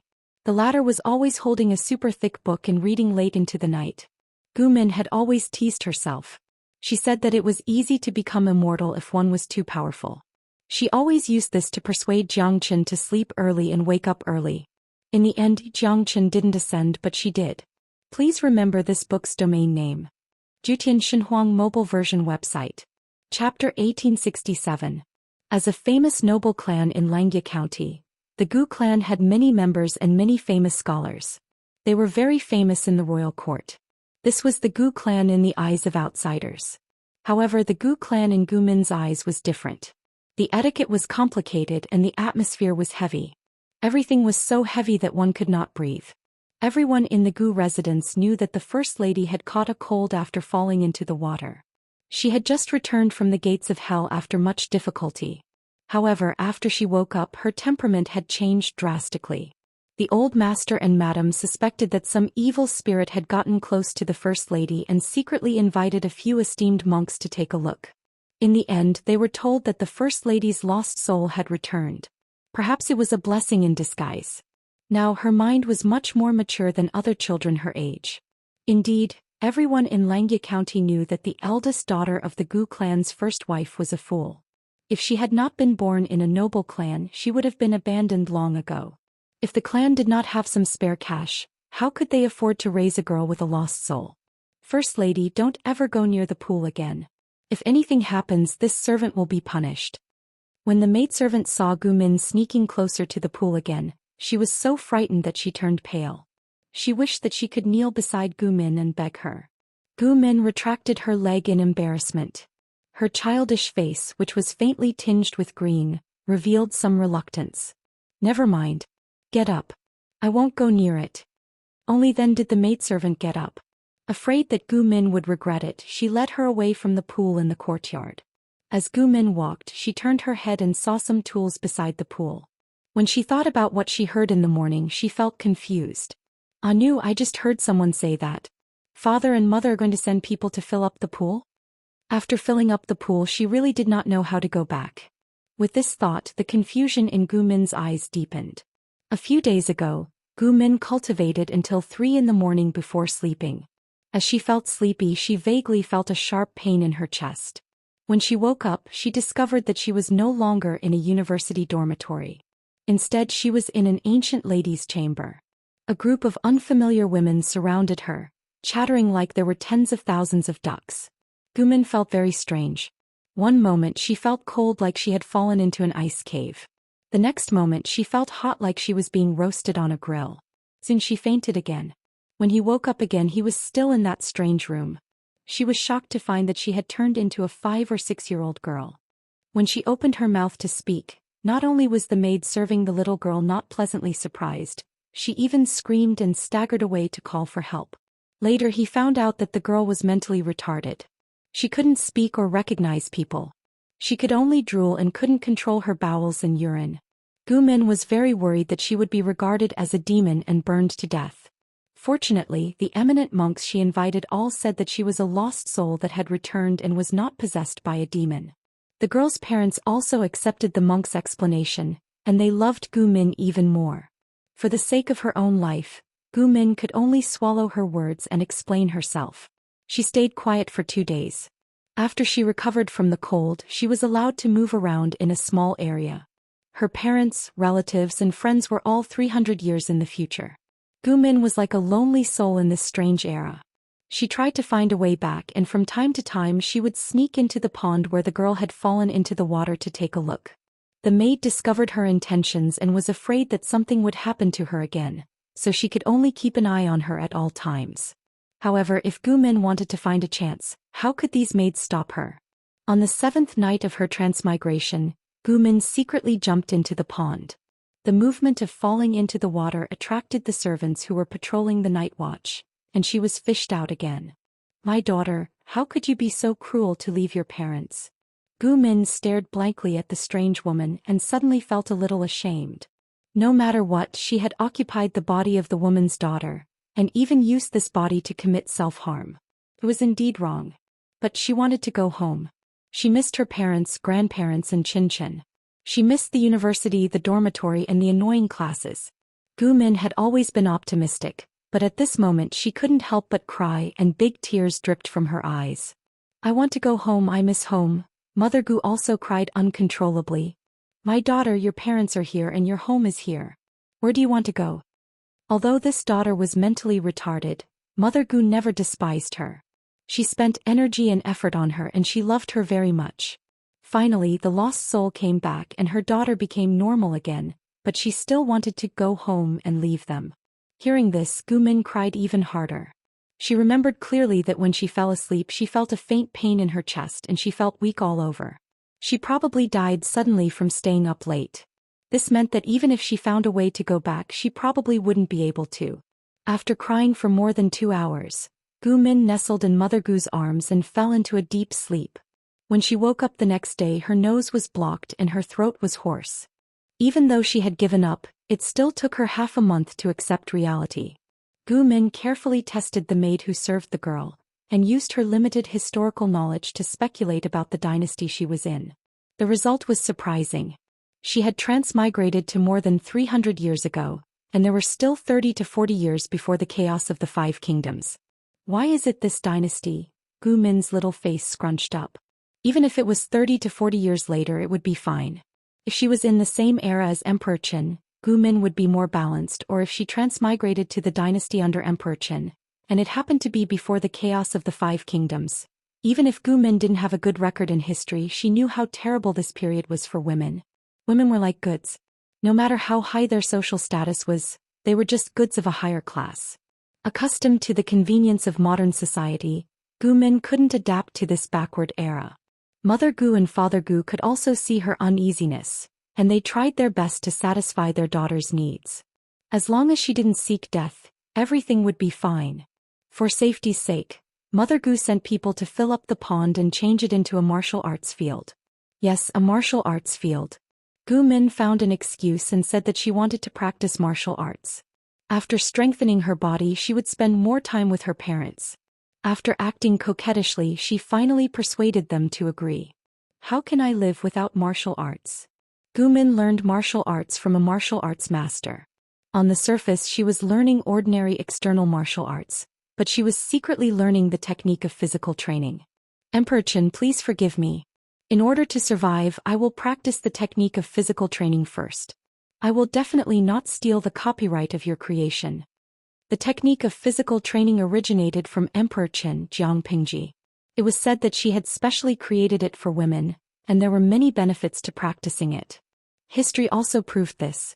The rise of women's status could not go unnoticed because of the technique of physical training. From the establishment of the Jiang dynasty to the modern era, it had always been compulsory for girls at the age of 5 or 6. According to scientific research, the technique of physical training could not only improve a woman's physical fitness, but it could also improve her genes. Children born with it would be smart and healthy, and congenital deformities would be reduced. As a person from the future, Gu Min naturally knew that the world would not be peaceful for long. As a woman, it was not enough to just have power and status. She also needed absolute strength to protect herself. Otherwise, once the chaotic era came, she would be in a very dangerous situation. Gu Min could not help but shiver when she thought of the depiction of the chaotic era of the 5 kingdoms in the television series. She was very clear about the status of women in the era before the Jiang dynasty. Even if she was a noble lady, once faced with the torrent of chaos, she would not have a good ending. Unless, Gu Min thought about it and decided on a general plan. She wanted to practice martial arts well and try her best to control her fate in her own hands. Perhaps she could even follow Emperor Qin and become a bandit to conquer the world in the future. Gu Min came from a martial arts family. Her mother had been the national champion for 3 consecutive years when she was young. In order for Gu Min to inherit the family's martial arts school and the martial arts school, her mother had been beating and training Gu Min from the moment she could walk. As the foundation of all martial arts, the art of body tempering was naturally the most important thing. It had long been engraved in her bones. In this life, she had regained her foundation. She also had the experience of her previous life, so she learned very quickly. The effect of learning martial arts was very obvious. The originally thin and pale girl had become much fatter in a short 3 months. She was very likable. The martial arts teacher was also secretly shocked. This noble lady of the Gu family showed signs of natural divine strength at such a young age. She was really a good seedling to learn martial arts. What a pity, Gu Min was a woman and a noble lady of a noble family. She only practiced martial arts to strengthen her body, not to charge and break through enemy lines like a man. The potential of this innate divine strength was probably going to be wasted. Thinking of this, the martial arts teacher sighed with regret. Many years later, he would still feel regret. When everything was going in a good direction, Gu Min had something on her mind. She had been depressed for a long time because of it. Finally, Gu Min found her chance.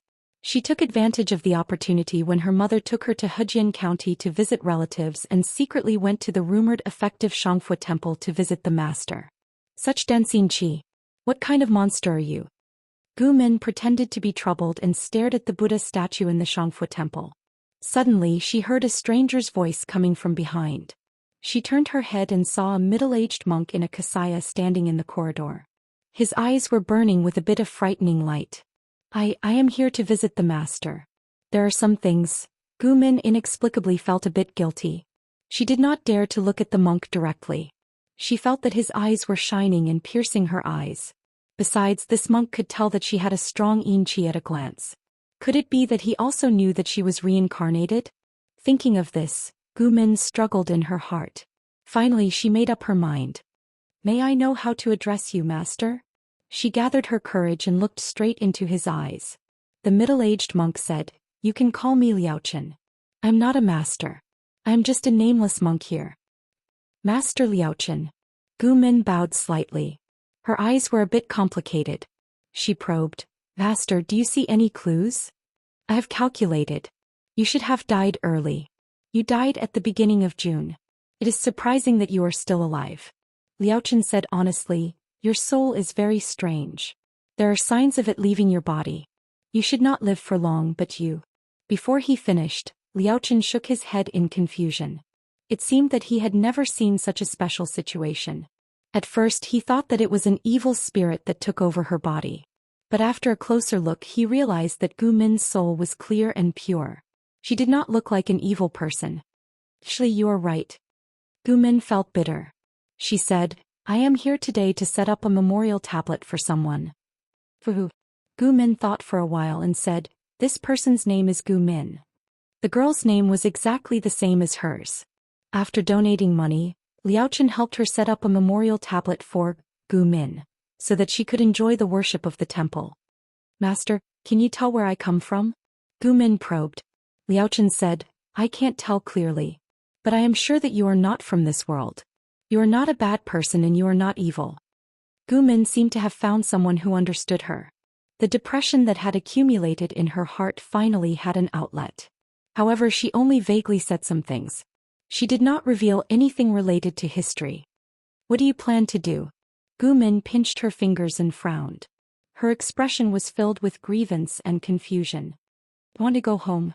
I miss my parents and friends, Liaochen said gently.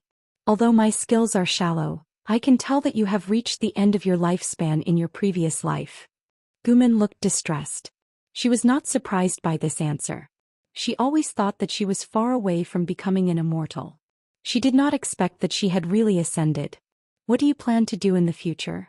Liaochen was not afraid that Gu Min was a person who had reincarnated. Instead, he gently asked her about her plans. Gu Min said, what plans can I have? Liaochen said, the yin qi around you is very thick. If you do not find a way to get rid of it, I am afraid you will not have long to live. If I don't want to die, can I still live? A bad life was better than a good death. Although this era was a pain in the ass, she would be able to see Emperor Chen in 20 to 30 years. Her life would not be in vain. Gu Min felt very conflicted. On one hand she wanted to live, but on the other hand she was extremely uncomfortable with this era. Of course you can. Just let me perform a ritual. Gu Min sighed like an old man. Thank you, master. Liaochen said, you and I are fated. You don't have to thank me. Although it is a sinister thing to take over a physical body, you also have a good fate. He personally performed a ritual for Gu Min. She did not know if it was a psychological effect. After the ritual, she felt warm as if she was nestled in a heating room in the middle of winter. After leaving Xianxia Temple, Gu Min leaned on the black lacquered wooden table and closed her eyes to rest. If you are tired, why don't you take a rest? The servant girl who was kneeling on the side suggested gently. Gu Min muttered, the carriage is so bumpy. My bones are about to fall apart. How can I rest? The carriages in this era did not have any effective shock absorbers. Even if the coachman was careful, the bumpy ride was still disgusting. Gu Min did not get carsick. However, after sitting in ancient carriages for a few times, she also got carsick. I almost vomited my bile from the shock. Gu Min complained in a low voice. Just as she finished speaking, the carriage suddenly stopped. She could not help but lean forward and almost fell. What happened? Don't you know that it will hurt you easily? The servant girl saw Gu Min's pale face and shouted at the coachman. The coachman apologized profusely. He said, it was not my intention. It was because someone was blocking the way. Gu Min frowned. She got up from the mat and bent down to open the curtain of the carriage. The servant girl was shocked. It's okay. Gu Min stopped the servant girl. She only saw what happened outside after she got out of the carriage. It turned out that they were at the bend of the mountain road. Someone's carriage was parked at the bend. The coachman did not see it because of the angle. When he saw it, the two carriages were already very close to each other. The coachman had to tighten the reins to force the horses to stop. Gu Min did not wait for the servant girl to prepare the carriage stool. She held the carriage with one hand and jumped down. Her childish face looked a bit serious. She had good eyesight and could easily see what happened to the carriages in front of her. The coachman went forward to negotiate, hoping that the other party would avoid the road and let them go first. However, the other party was rude and unreasonable. The rich young Lang Jun slightly raised his chin and directly lashed out with the long whip in his hand. The coachman dodged in time, but his nose was still hit by the whip. Seeing that the coachman dodged, the young Lang Jun said arrogantly, Lu is cleaning the house. Can't you see it with your dog eyes? Whose dog eyes are you talking about? With her excellent hearing, Gu Min heard this and immediately became angry. She brushed away the hand of the maid who was trying to stop her and strode forward aggressively. As the saying goes, a good dog doesn't stand in the way. What are your intentions by blocking this place in such a majestic manner? This is the bend of the mountain road. If the carriage is not controlled well, it will either collide with you or fall off the cliff. Who are you calling a dog? The handsome young Langjun was blocked by Gu Min's words. He was so angry that his face almost turned red. Of course I'm calling you. Not only are you a dog but you are also immoral. Naughty boy, how did the adults in your family teach you such a lousy upbringing? Gu Min did not want to bully children. However, in the face of such a mean boy, if she did not teach him a lesson, he would really think that he was the king. The young Langjun was so angry that his eyes turned red. Without saying anything, he swung the whip in his hand towards Gu Min's face. The few servant girls who served Gu Min were so scared that their faces turned pale. Only Gu Min's face was cold. She raised her hand and held the whip tightly in her hand. She exerted force with her wrist and pulled the shocked young Langjun to the ground. His body was dragged for a distance and his face was covered with dirt. You bully me. The young Langjun let go of the whip. His handsome face was scratched on the ground and he felt a burning pain. First you hurt me. Then you used the whip when you couldn't win. Now you've been killed and you even know how to complain first. Gu Min snatched the whip and looked down at the young Langjun. She said coldly, as I said, good dogs don't block the road. Make way for your carriage team. The young Langjun was so scared that his eyes turned red and watery. He stood up in a sitting position and looked at Gu Min. You bully me. Gu Min said, because you're useless. The young Langjun said angrily, I've never seen a woman as vulgar as you. Haven't I seen it now? Gu Min said sharply, I've also never seen someone as shameless as you. You block the mountain road and kill people. You whip people for no reason. Do you really think you're the king? If I wasn't in a good mood today, I would have beaten your face. The young Langjun was angry. He said to the servants behind him, catch this girl. Gu Min also said, Humph, do you think you're the only one who brought people? The two families confronted each other. The servant advised, Second Langjun, it's more important to find your wife. If we delay, we won't be able to catch the kidnapper. When the young Langjun heard this, he suppressed the anger in his heart angrily. He glared at Gu Min, took a deep breath and said, I'm not going to argue with a little girl like you. Gu Min snorted coldly. She heard the servant's words and asked, did you lose someone in your family? The young Langjun thought that Gu Min had some clues. He didn't care about being angry and hurriedly said, have you seen her? No. I heard your servant say something about a kidnapper. Gu Min guessed that the young Langjun was so impolite because he lost his cousin. The anger in her heart was greatly extinguished. She was a righteous and warm-hearted person. She hated human traffickers who abducted women and children the most. Seeing the young Langjun's anxious look, she couldn't help but sympathize with him. Tell me what she looks like. I'll send someone to keep an eye on her. The young Langjun looked up and glanced at Gu Min. He muttered, I don't need your fake sympathy. After saying this, he ordered the carriage to move to a corner and made way for Gu Min's carriage to pass. What a bad temper. Gu Min glanced at the young Langjun's carriage and found that there was a willow leaf-shaped family emblem engraved on the outside of the carriage. The servant whispered in her ear, the Lu family of Hejian. Gu Min frowned slightly. She seemed to be surprised. The Lu family of Hejian? Wasn't that Empress Chen's family? Even though Empress Chen's surname was Jiang, everyone knew that she was from the Lu family of Hejian. She left the clan at the age of 12 and changed her surname. The servant thought that Gu Min was curious, so she explained to her. Yes, it's the Lu family of Hejian that my aunt's cousin married. Cousin? Gu Min didn't know this part at all. She just echoed, there seems to be such a part. The mother of Gu Min's current body had a cousin who was not married yet. This cousin married to Hejian County and became the wife of the eldest son of the first branch of the Lu family. Now she was also the mother of the family. The servant continued, look at that young Langjun's carriage, family emblem, clothes and age. He's most likely a direct descendant of the Lu family. Gu Min said, anyway, it has nothing to do with me. He was in the wrong first. I'm not afraid even if he goes to complain. The servant smiled. The Lu family only has a little reputation in Hejian County. A bunch of direct descendants are not as important as my aunt. If the young Lang Jun really went to complain, he would most likely be forced by his parents to apologize to Gu Min. Gu Min said helplessly, "Forget it. I don't want to compare myself with this kind of naughty child." At such a young age he threw a whip at others. Gu Min's body was only 6 years old, but he still had the heart to do it. How could he be merciful? To put it bluntly, this was called evil. However, I'm more worried about his cousin. From what he said, it seems that she was kidnapped. In Gu Min's era, human trafficking was still rampant, and human trafficking was rampant. The better ones were sold deep in the mountains and forests. The worse ones were tortured until they became disabled and begged everywhere.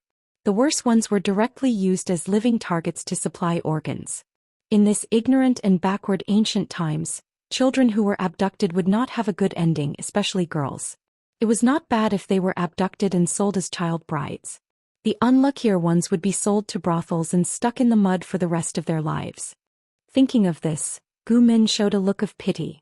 Tell them to go out and pay attention to any suspicious people and girls on the road. That young Lang Jun was quite annoying, but it was better to save his cousin if possible. Gu Min had always been lucky. Since she was a child, she had been the lucky fish in the eyes of her relatives and classmates. She could win a small prize in any lottery ticket. Her good luck had continued until now. There was still a quarter of an hour before they entered the city. She heard something with her sharp ears. Stop. Gu Min lifted the curtain of the carriage and asked, "Did someone pass by us just now?" The servant who was guarding the carriage said, "There was a farmer couple with a cattle." Because the cattle smelled too strong and they were afraid of offending Gu Min, they avoided it. Gu Min said, "Which direction did they go?" The servant was puzzled. "To the south." Gu Min said, "Go after them. I heard a child crying. Seemed to be a girl." Chapter 1868. Everyone looked at each other. They didn't see the girl, let alone the sound of a girl crying. Gu Min was furious and scolded, "Hurry up and catch up with them." The body refining technique could greatly enhance the 5 senses, but her hearing in her previous life wasn't so abnormal. This was a golden finger of rebirth. Yes. The servant didn't dare to disobey. He took a few people and rode after the farmer couple. After a while he caught them. "First lady, I've brought them back." The servant cupped the couple's hands behind their back and forced them to kneel on the mud covered with stones. The couple looked ordinary. Their skin was dark brown after years of exposure to the sun. They were afraid of the servant and the magnificent carriage, so they trembled and didn't dare to make a sound. Gu Min jumped off the carriage and walked straight towards the aged cow. The couple revealed a look of fear. What do you want?" Fear flashed in the farmer woman's eyes. Her big yellow teeth were still covered with vegetable leaves. She looked mean but weak at heart. Seeing that Gu Min did not stop, she made up her mind and scolded, "Where did this little bitch come from? You want to rob?" Just as she was about to scold, the servant kicked the farmer woman's back. She fell forward and moaned in pain. "Untie the basket." The honest farmer said, "My lady, the things in the basket are worthless and smelly." "Don't." Before he finished speaking, Gu Min picked up a stone and accurately hit the farmer's left face. The force was so strong that the smell of iron came out of his mouth. "Shut them up." The servant quickly found some rags to cover their mouths. At the same time, the basket on the cow's back was untied. Gu Min pushed away all the things on the basket and found a girl in a pink dress curled up at the bottom. The other basket contained a 13 or 14-year-old boy. The boy seemed to have fainted. His dry lips were chapped. Gu Min asked the servant to dig out the boy. She bent down and picked up the girl. "Look at this boy. If he's dead, bury him. If he's still alive, save his life." The servant obeyed and found that the youth's body was covered with bruises, and both of his legs were broken. The couple were very excited, as if Gu Min was the evil person who robbed their son and daughter-in-law. In fact, that was the case. The young man was the son they had just bought to carry on the family line, and the girl was the daughter-in-law they had abducted to be the child bride of their son. When Gu Min heard the couple say that they couldn't have another child, that they would end their family line, that they had let down their ancestors, and that they had to have a son to continue their family line, she sneered and said, "Are you more noble than the royal family? Why, how many dragon chairs are there waiting for my son to sit on? Come on, with your poor and trashy appearance, the children you give birth to are also trash scum. Continue the family line. How could we face our ancestors? What a joke. The maid was used to filtering out some of Gu Min's strange words. The expert who examined Gu Min had said that she could only return to her body if she was lucky. If she was not careful, her soul might be taken away. Hence, the Gu residence's people did not dare to restrict Gu Min, afraid of breaking a taboo and making her unhappy. First Lady, how should we deal with this couple? Gu Min said, trash should go wherever it's supposed to go. How can they speak so eloquently about human trafficking? Who gave them face? The maid was put in a difficult position. Her First Lady's words were too vague and she did not understand. Hand them over to the authorities? Gu Min thought about it and nodded. It's good to hand them over to the authorities. After all, it is not good to punish them privately. Gu Min carried the girl in pink onto the carriage and got the maid to bring clean water and snacks.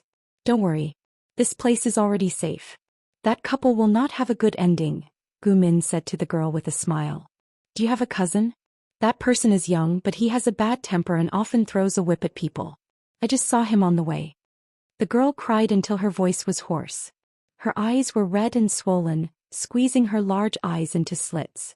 When Gu Min saw that the girl did not say anything, she took the initiative to say, I don't know which residence you are from. Why don't I send you to your cousin first? The girl nodded slightly as she hugged the snacks. She could not help but look at Gu Min from the corner of her eye. Gu Min was only 1 or 2 years older than the girl, but she felt that Gu Min was much more reliable than her cousin and gave her a sense of security. It could be seen that the girl had a good upbringing. Even though she was young, she sat properly and ate properly. She did not make a fuss and was very cute. Gu Min sent someone to chase after the Lu Langjun and his group. They chased at full speed and caught up with them after more than 2 hours. Shadai, how are you? Are you all right? You scared me to death. The carriage of the Lu family's Langjun was almost racing over. He jumped off the carriage and ran over before the horses and carriages had even stopped. When the girl saw the young Langjun, she pouted her lips and buried her head in Gu Min's arms, turning her back to the Lu Langjun. Why is it you again? The young Langjun was embarrassed. His gaze turned to Gu Min's face. Did you save my cousin? Gu Min sneered. If it wasn't me, then who else could it be? The young Langjun said, why do you speak so sarcastically? I have never seen an aristocratic girl with no upbringing like you. Gu Min said, family upbringing is directed at the person. You're not. The young Langjun almost fell down. Why are you calling me an animal? Gu Min laughed. When did I say you were an animal? Don't take it personally. The young Langjun was angry. However, Gu Min was the one who saved his cousin, so he had to suppress his anger no matter how big it was. Gu Min asked, your cousin is too careless. Why didn't he send someone to keep an eye on her? Why did he let her be taken away? The girl's cousin was so annoying. It was obvious that he was going to be a playboy in the future. When he went out, he would definitely bring guards with him to prevent him from being put in a sack. At this moment, the girl finally reacted. Her voice was already hoarse from crying, so it was very difficult for her to speak. Big sister, this is not my fault. The girl was called by Dai. She was currently staying at her cousin's house. Because of her naughty personality, she often pestered the wet nurse to go out and play. The wet nurse did not take good care of the girl. She often treated the girl perfunctorily. Nothing happened to the girl before, so she was even more careless. This time she only cared about the rouge and face powder sold by the vendors. She did not even know that the girl had been secretly taken away by the couple. When she found out, the girl had already been carried far away. The wet nurse was afraid that the head of the family would blame her, so she did not report it immediately. Instead, she chose to pack up the gold, silver, and other valuables that she usually kept and prepared to run away. The young Langjun only realized that something was wrong when he was playing with his cousin after school. He brought some people to chase after the wet nurse and blocked her halfway up the mountain. When Gu Min met her little Langjun, he was angrily whipping the wet nurse, making her cry out in pain. When Gu Min knew about this, her impression of the young Langjun improved a little. Although his temper was a little bad, he was still a good brother who loved his sister. His sister-con personality was likable no matter where it was. She quickly suppressed this thought because of the young Longjuan's self-introduction. I am Lu Shi. Gu Min did not hear what Lu Shi said after that. The name kept echoing in her mind. This Lu Shi was not the Lu Shi that she knew. He was not Gu Min's university professor. He was the real scumbag Lu Shi in history. The young Lang Jun felt uncomfortable being stared at by Gu Min. He could not help but blush and said harshly, "Why are you looking at me like that?" Although he was her cousin's savior, her temperament was indeed annoying. How could there be such a vulgar noble lady? Gu Min sneered, "Nothing. You look handsome." Lu Shi could not help but straighten his chest when he heard this. "At least you have good taste. You can distinguish between beauty and ugliness." Gu Min suppressed the corner of her mouth and returned the white butterfly to Lu Shi. Scumbags were contagious. She did not want to have any more contact with Lu Shi. Even if Lu Shi was Emperor Chen's biological father, he was also a famous lecher in history. He was a fighter among the scumbags. As the only fan of Emperor Chen, she hated Lu Shi the most in history. The other characters had to be pushed back. Lu Shi was indeed mischievous, but he was not ignorant of other people's eyes. Gu Min did not hide her disgust, so he was angry. Humph. Lu Shi was about to leave with his cousin. There was an indescribable grievance on his young face. As the second legitimate son of the Lu family, when had he ever been stared at like this? He was not angry at Gu Min only because she had saved his cousin and because of the family emblem on Gu Min's carriage. Lu Shi was not a dabbler like Gu Min. He knew the family emblem of each family since he was a child. He knew that the children of each family had different styles. Through this, he could determine the other's background and status in the family. Lu Shi could not afford to offend Gu Min. "Cousin, are you angry?" Bai Dai followed Lu Shi into the carriage. She sensed that Lu Shi was in a bad mood. "I didn't do it on purpose." Lu Shi's sitting posture was not standard. He looked very wild and rude. Facing his cute cousin who was in trouble, he restrained himself and said, "This has nothing to do with you. If Xiao Dai wants to go out and play in the future, remember to send someone to tell me. I will send someone to follow you in case the servants don't serve you well again." Bai Dai tilted her head and asked, "Where's the nanny?" Lu Shi sneered, "She died after a few lashes. This kind of lowly servant who has no respect for her superiors should end up like this." He was young, but he had whipped many servants to death. Everyone in the Lu family knew that Lu Erlang was a foppish playboy who did not care about human life. Of course, this was normal in the aristocratic families. The aristocratic families had the right to kill and seize, especially those servants who did not serve them well, played tricks and framed their masters. The difference was that the servants of other families were directly thrown to the servants and beaten to death, but Lu Shi did it himself. The result was the same, but he gained a different reputation. The foppish playboy Lu Shi was also quite famous in Hejian County. Bai Dai was silent after hearing this. She pouted, obviously disagreeing with Lu Shi's way of handling things. When Lu Shi returned home with Bai Dai, he heard his mother's slightly mean voice as he stepped into the hall. She seemed to be cursing someone. When she saw Lu Shi coming, the ferocious and mean expression on her face did not disappear. "Why did you get off school so late today?" Lu Shi's eyelids drooped slightly. He had long been used to his mother's arbitrary and domineering ways. She wanted to know his whereabouts 24 hours a day. Once he was out of her control, his mother would become hysterical. Hey, this appearance was really ugly. Lu Shi often felt that he was a little too smart in front of his mother. On one hand, he was grateful for his mother's care and pampering, but on the other hand, he despised her attitude from the bottom of his heart. The former came from the bottom of his heart and the latter couldn't be suppressed. This caused Lu Shi to not really like to be in contact with her. He was afraid that he would not be able to control his disgust and rejection and hurt his mother's heart. "I went out with Xiao Dai to play." Lu Shi suppressed the matter of Bai Dai being kidnapped. He knew his mother's temperament very well. His cousin, Bai Dai, lost her mother at a young age and was not loved by her father. When she was very young, her father kicked her to the Lu residence with the excuse that having a female elder was good for marriage. His mother was also a person who flattered the strong and trampled on the weak. Naturally, she would not like his cousin. If his mother knew that Bai Dai was kidnapped, she would most likely hate her even more. The reason why Bai Dai's wet nurse treated her so disdainfully was more or less because of his mother's indulgence. Mrs. Lu said harshly, "She doesn't know this. Don't you know this?" Lu Shi said, "Xiao Dai is still young and she is living in the Lu residence as a guest. I am just doing my part as a host." Mrs. Lu said, "She knows how to seduce people at such a young age. She just wants to cling on to you because of the child marriage." Lu Shi's patience was exhausted. He said coldly, "I am tired. I will leave now." Lady Lu already had a belly full of anger. She didn't expect that she would kick an iron plate on her beloved second son. She immediately became furious. Second Langjun, Mrs. Lu was also angry today. Please don't take it to heart. The old nanny who served Mrs. Lu sent Lu Xi out and couldn't help but say something.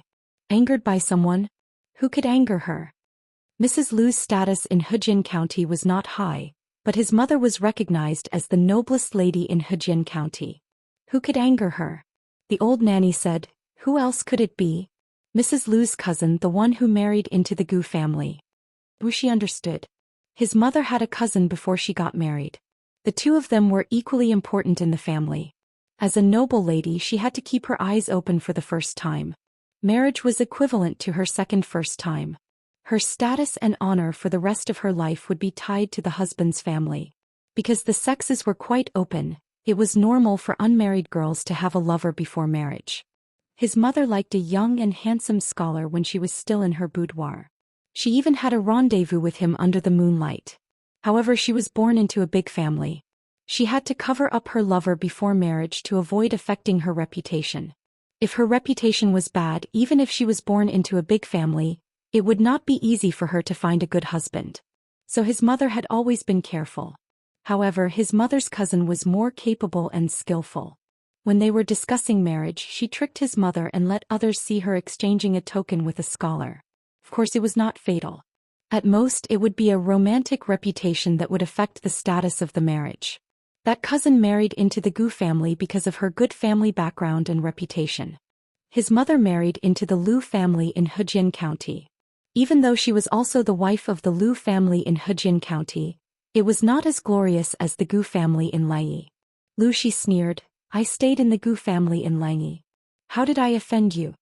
The old maid said, she came to visit us but left out the first lady. It was obvious that she looked down on our poor relatives. They had just said that the first lady looked down on their poor relatives. The next day the visiting card was sent to the mansion. Lu Xi sat next to his mother. He was surprised to find that the daughter next to his aunt was that sharp-tongued and vulgar girl. He stared at her, but Gu Min ignored him as if nothing had happened. You recognized me just now. Why didn't you admit it? Lu Xi was ordered to entertain Gu Min. He took her to the backyard garden. He did not expect her to be so arrogant. Are we close? We are. I didn't expect you to be. Lu Xi said, they say you are stupid, but I think you are smart. How was she stupid? She was sharp-tongued and vulgar. Gu Min rolled her eyes at him and ignored him. Even if Lu Xi was just a bad-tempered shota, not a scumbag, history told Gu Min that he would become a scumbag. Gu Min thought of the history professor Lu Xi. He had said that Emperor Chen's biological mother was Gu Zhen's sister, not Gu Zhen. This speculation was criticized by the mainstream media and the royal family did not admit it. He thought the professor's speculation was funny. If what he said was true, didn't it mean that she was going to marry a scumbag? Impossible. She had transmigrated and the original owner had died young. How could Emperor Chen's mother be Gu Min? Right, she had not seen Gu Zhen after transmigrating for so long. He had to go back and take a look. Maybe she could see the future Emperor Chen's childhood through the lowly version of Gu Zhen. Is this your upbringing? Calling people stupid to their faces? Gu Min snorted. Lu Xi could not win against her, so he thought of another way to get back at her. I saw you catch the whip with your bare hands. Have you practiced martial arts? Gu Min said humbly, a little. I also learned some martial arts from a martial arts master. Do you want to spar with me? Gu Min turned to look at him. Are you sure? Lu Xi said, don't be afraid. I will go easy on you. I won't use a whip or other weapons. Gu Min snorted. Arrogant. I can beat you with one hand. Lu Xi was speechless. Listen to what she said. Who was the arrogant one? It turned out that Lu Xi was really no match for her. He was pressed to the ground and begged for mercy. What kind of strength is this? You're like a bull. Lu Xi rubbed his bruised wrist. He grimaced in pain and tears came out. Gu Min said, it's not that I'm strong. It's that you can't take a beating. What does it have to do with me? Lu Xi curled his lips. He was angry but did not dare to say anything. What's the name of the martial arts master who taught you? Gu Min rolled her eyes at him. What? Are you trying to poach me? Are you trying to get him to teach you martial arts and then beat me up? Lu Shi's thoughts were exposed, but he was not angry. He admitted it openly. So what? A man who beats a woman is so useless. Gu Min sneered. A man who can't even beat a woman is even more useless. Lu Shi was speechless at Gu Min's words. He was so angry that he almost fell to the ground.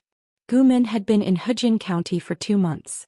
She had become familiar with Lu Shi, but she was still more familiar with Bai Dai. She really liked the cute girl who blushed at every turn. She was soft and fragrant. I heard that there is a super famous Lang Lang Alley in Hejian County. Have you been there? Lang Lang Alley sounded strange, but it was actually a red light district, a place that could not be spoken of. Gu Min remembered a famous saying on the internet. Which woman didn't go to the brothel to experience the world? This time she had no soul. Lang Lang Alley was located on a street near the market in Hejian County. It was very far from Lu Shi's old house. Lu Shi blushed and scolded, "You're really shameless. Which girl would want to go to that kind of place? You're such a hypocrite. I saw the fire avoidance painting in your study. You're so young, but you're so naughty.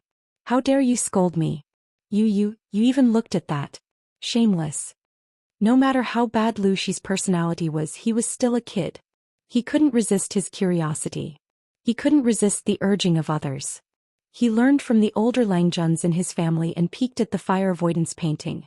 He was ashamed of himself, but he didn't expect Gu Min to be so straightforward. "Are you going or not?" "Nope." "Fine, I'll go if you don't want to." Gu Min was not afraid of anything. She had been close to Lu Shi recently. If her mother blamed her, she would blame it on Lu Shi. The sky was dark. There were red lights on both sides of the street, making the night look as bright as day. The wind was blowing and flowers were blooming everywhere. "Ah, this is Lang Lang Alley. So lively." Gu Min looked at the scenery outside the carriage and exclaimed. Lu Shi crossed his arms in front of his chest and looked gloomy. "Look at me. Don't I look like a playboy?" Gu Min was wearing a man's shirt. Because she was still young, people wouldn't suspect that she was a girl. Lu Shi attacked her mercilessly. "You haven't even grown your pubic hair yet. How dare you call yourself a playboy?" Gu Min curled her lips. The two of them went to the famous brothel in Lang Lang Alley with the help of the guards. The matchmakers couldn't help but laugh when they saw them. They had seen all kinds of customers, but they had never seen a kid who was 6 or 7 years old. Ordinary boys were still wearing open crotch pants.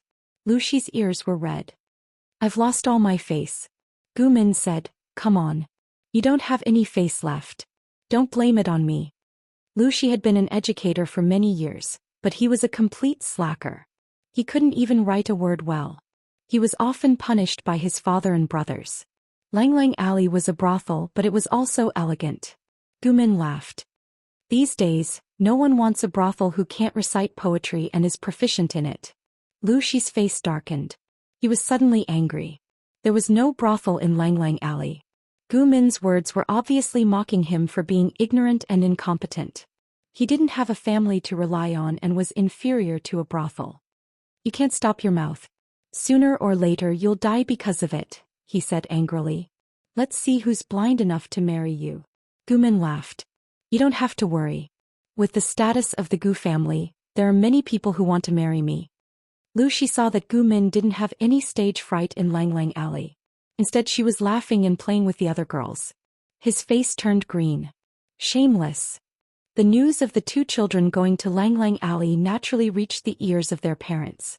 Mrs. Gu thought that Lu Shi had instigated it and was suddenly angry. "You're really bad. You know how to go to brothels at such a young age. If my son was not so young, he would have lost his reputation." Gu Min secretly shrugged and betrayed Lu Shi without any burden. Anyway, this playboy's reputation was already bad. It was normal for him to be a scapegoat. Perhaps it was because Lu Shi's character was too bad. He had gone to the suburbs with his friends to race horses, but the horse had been bitten by a vegetable snake and was frightened. Gu Min just happened to pass by on her horse and caught up with him in a cloud of dust. She then rescued the little foppish playboy who had lost his head out of fear. "Your horsemanship is so bad. Don't come out to die." Gu Min stood up and accidentally touched his wound. She secretly gasped. Lu Shi's eyes were red and his breath was short because of fear. He looked very pitiful. "I don't need you to pretend to be kind." Lu Shi raised his eyes to look at Gu Min, who was standing against the light. He felt a stinging pain in his eyes. thinking of her mockery, he suddenly became angry. "Tsk, my good intentions are taken as malicious intent." Gu Min hit the whip and jumped on the horse. She actually left Lu Shi where he was and planned to let the playboy walk home pitifully. "Gu Min." Lu Shi secretly clenched his teeth and tears of grievance came out of his eyes. Not long after, he heard the sound of horse hooves. It was Gu Min who had returned. "Thinking about it, you are quite pitiful. Come on and ride steadily." Not long after, Gu Min returned with her mother. In the blink of an eye, it was winter. Because of the terrain in Langyi County, the winter was not very cold. However, the surrounding mountains were covered with snow. Many gentry families and celebrities liked to go up the mountain during this season to hold poetry meetings. Gu Min's father was one of the famous people in Langyi. Not only was he a famous person, but he was also a famous person. He was a high official in the imperial court and had also been in charge of the talent selection assessment in Dongqing. He was the person that all the forces wanted to curry favor with. Her father was very powerful and her family was also very powerful. Occasionally, Gu Min would also feel proud. She was probably the legendary heroine with the halo of the heroine. She was born at the end of the line that others could not reach even if they worked hard for a lifetime. Of course, this thought only lasted for a while. She was the Gu Min of the future world 300 years later, not the retarded Gu Min of this era. If she really wanted to say that she would be reincarnated, the credit should be given to the original owner. As an outsider, she was lucky to have what she had today. She should cherish what she had instead of being proud of herself. Because he was worried that his daughter would be bored at home, her father specially took her out to participate in a gathering organized by the famous scholars. Gu Min was confused. If she really had to describe her feelings, it could be summed up in 4 words. "I don't understand, but I think it's awesome." Her father saw that Gu Min's little face was a little tired, so he smiled and ordered the maid to take her around. Gu Min smiled and said, "Thank you, father." In her previous life, Gu Min was born in a coastal city in the south. The first time she saw snow was in the winter of her first semester at Tianhua University. That snow was really heavy. It fell continuously for 2 days and the thickness was up to her calves. The snow on the mountain was not heavy and the thickness was only half a knuckle. It was a thin layer that began to melt as soon as the sun came out. As the saying goes, it's not cold when it snows, but when it melts, it's coldest when it melts. Gu Min shivered and wrapped her cloak tightly around her body. "It's so beautiful." Passing by a forest of red plum blossoms covered in snow, the eye-catching red color almost caught people's eyes at first glance. She tiptoed and tried to break off a plum blossom, but she was short and could not reach it even after a while. "There's a broken temple here," the maid advised. "Lady, you can't go to such a dark and gloomy place." Gu Min said, "The temple worships deities. Even if it's broken, ordinary demons wouldn't dare to go near it, right? How is it gloomy?" As soon as she finished speaking, she heard a suppressed laugh. "There's someone in the broken temple? Who's peeping and eavesdropping there?" Gu Min lifted the hem of her dress and entered the rundown temple. She found a bonfire inside and a young man with a pale complexion and patched clothes was sitting near the bonfire. This young man was very good-looking. Even though he was sitting in the broken temple, he gave people the illusion that he was in a high position. This young man's eyebrows were filled with a strong sense of righteousness, and his eyes were clear and bright. At a glance, one could tell that he was an upright and magnanimous person. At this moment, a sentence echoed in Gu Min's mind. "Standing like an orchid, smiling like the bright moon in one's bosom." In her era, even the young best actor would not be able to match up to this kind of appearance. Looking at the young man's clothes, Gu Min knew that he lived a poor life. He was most likely a poor scholar from a poor family. "Was it you who laughed just now?" Gu Min asked the young man, but her eyes were fixed on his fingers. This person's fingers were red from the cold and there were even frostbites in some places. His clothes were shabby and thin. He was obviously shivering in the cold, but his expression was still calm. Gu Min secretly curled her lips.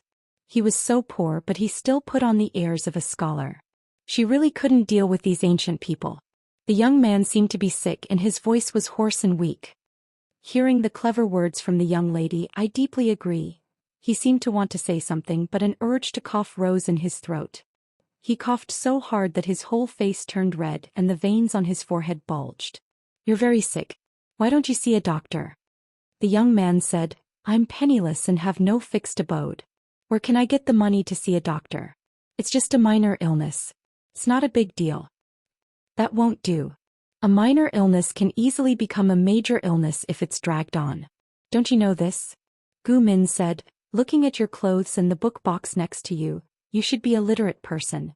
You can just find a job to copy letters and books to get the money for the medicine.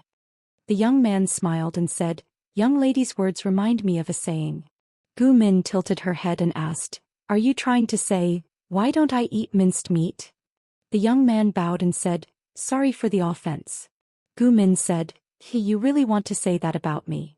The young man smiled bitterly and said, although what the young lady said is a way to make a living, imagination is often different from reality. It's not that easy to make a living. Gu Min didn't know what was going on, but looking at the young man's open and honest attitude, Gu Min knew that she had misunderstood him. But, you can't continue to delay this illness of yours. Even if Gu Min didn't have any medical skills, she knew that the young man was seriously ill. If the fever was too serious, it could even turn into pneumonia. Pneumonia had a high fatality rate in her era, not to mention the current era with low medical standards. The young man put a fist to his lips and coughed lightly. He smiled and said, let fate decide. Gu Min was even more confused. How could he still smile when he was so seriously ill? Do you have parents? The young man said, my father passed away and I have a mother at home. Gu Min said in an old-fashioned manner, since you have an old mother at home that needs your support, you should cherish your body more and think of a way to cure your illness. You're young and strong and you're literate. Think of a way. There's always another way out. The young man was amused by Gu Min. Gu Min said again, if it were me, I'd definitely think of a way to live as long as I can live. The young man was seriously ill, but his eyes were as dazzling as the moon and stars in the sky. Young lady, you're young but you have a lot of ideas. I'm slow-witted and can't think of another way to survive. What should I do? Gu Min blinked and suddenly said, what's your name? The young man asked her, why are you asking this? I pity that you have an old mother at home to support and you're sick. Even if you want to earn money you can't. Gu Min rolled her eyes and said to the young man with a smile, how about this? Tell me your name and write me an IOU. I'll lend you some money for a while. When your body is better and you have the ability to earn money, you can return the money to me. Wouldn't that be the best of both worlds? How about it? The young man coughed with a smile. Gu Min said angrily, what? You don't believe me? Why wouldn't I believe you? The pearls and jade from your temples are worth several years of my chewing. Of course I believe you. The young man said with a smile, however, it's a good thing that you're kind but you can't be overly kind. If I have any evil intentions, what should I do? Gu Min curled her lips and said, you think too highly of yourself. How can you have any evil intentions when you're so sick? You're the one who has the heart but is powerless. The young man shook his head with a smile. Gu Min said, why? You don't accept it? Are you also one of those stubborn and pedantic scholars who would rather die than accept food given in handouts? The young man asked, those who don't accept food given in handouts are praised for having integrity and pride. How come you call me a stubborn and pedantic scholar? Gu Min spread her hands and said, I'm a layman. My life is the most important. The young man said with a smile, interesting. That's really interesting. Gu Min felt a little creeped out by the young man's stare. She pouted and said, what's interesting? The young man refused to say it clearly. He only said, my surname is Zhu and my name is Ning. My courtesy name is Chun. Gu Min repeated, Zhu Ning Zhu. This name sounds familiar. She didn't have the memories of the original owner of this body. A name that sounded familiar to her must be someone from her previous life. Could it be that this Zhu Ning was a character from a history book? If time could be reversed, Gu Min definitely wouldn't dare to slack off during class. She raised her hand to her forehead and said in distress, forget it. If I can't remember, then I won't think about it.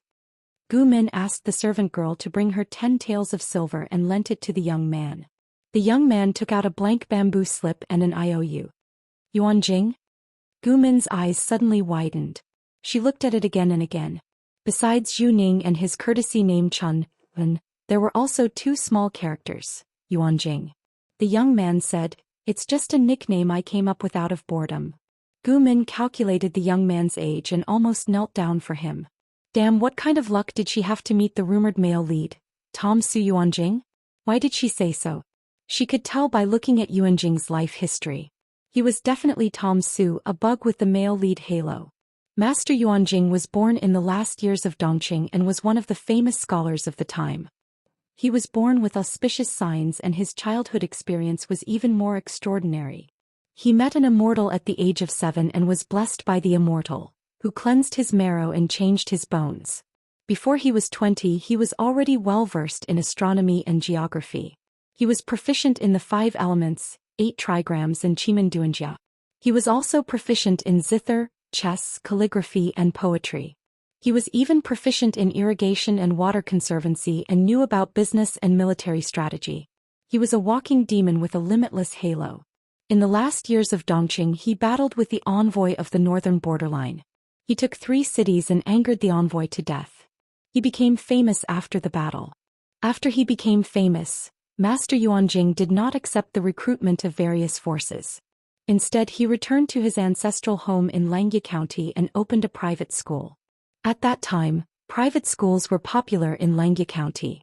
Master Yuanjing relied on his reputation to slowly attract students and built his reputation. He devoted himself to teaching for more than 10 years. 3 of his disciples later became famous strategists during the chaos of the 5 kingdoms. Other than that, the students who studied in his private school were also successful. 56 of them became officials and 23 of them became famous. During the chaos of the 5 kingdoms, it was more like a charaba for Master Yuanjing's students than a chaotic fight among the feudal lords. They were in almost every feudal lord's tent and each occupied a different position. During the chaos of the 5 kingdoms, Master Yuanjing did not become an official. However, his teaching methods were quite advanced. After the Jiang dynasty was founded, Emperor Qin gave him the supreme honor of the world's teacher. Of course, Secretary Shi, the master of the Ziyuan mirror, declined the honor. In all fairness, if Gu Min was Master Yuanjing, she would also decline it. But Master Yuanjing taught countless students in his life. Most of his students who became officials died in the hands of Emperor Qin. Although the chaos was cruel from a teacher's point of view, it was really heartbreaking. Master Yuanjing's 3 most beloved students, Qingjing, Lu Zheng and Han Yu, died because of Emperor Qin.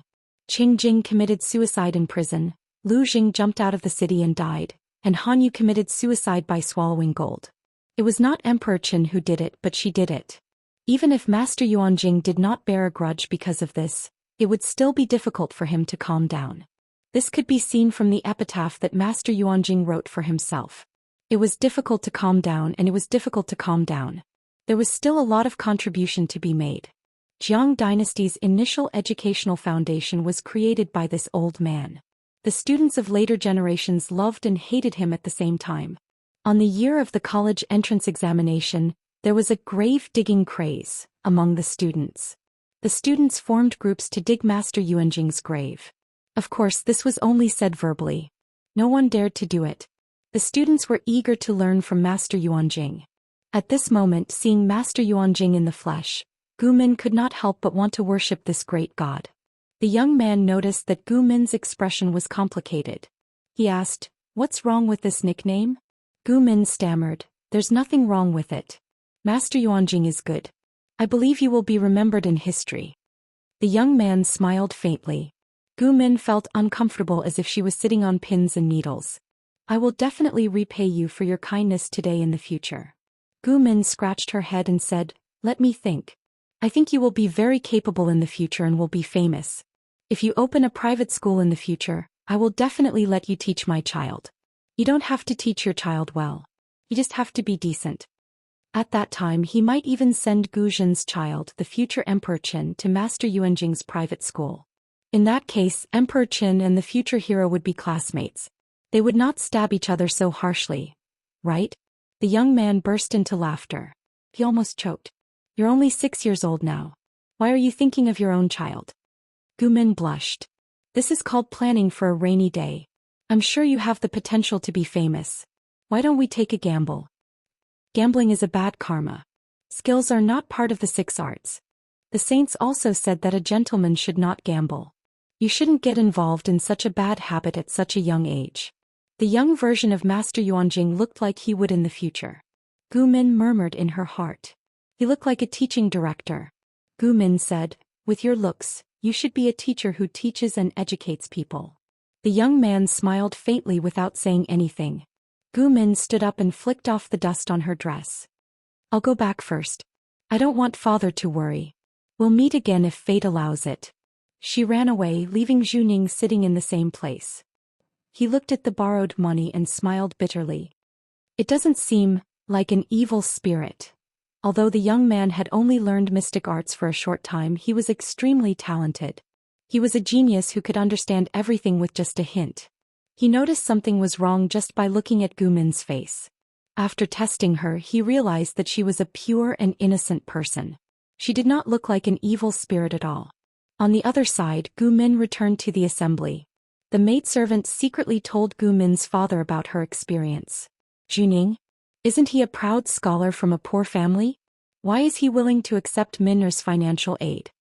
Gu Min said, he's healthy but he hides in the ruined temple to avoid the snow. He seems to be sick too. I lent him some money out of kindness. Her father pinched her cheeks in amusement and said, my son is kind. Gu Min asked Yuanjing to write an IOU, but she did not say which family she was from. It was obvious that she wanted to give him money and save his face. She smiled and showed her white teeth. She flattered the old man. It's all because of your good teaching, father. Her father changed the topic and said, even so, it's not good for my son to get too close to the poor, especially those with a stubborn temper. Yuanjing's ancestors were not poor, but his family was in decline. According to her father's temper, he naturally looked down on them.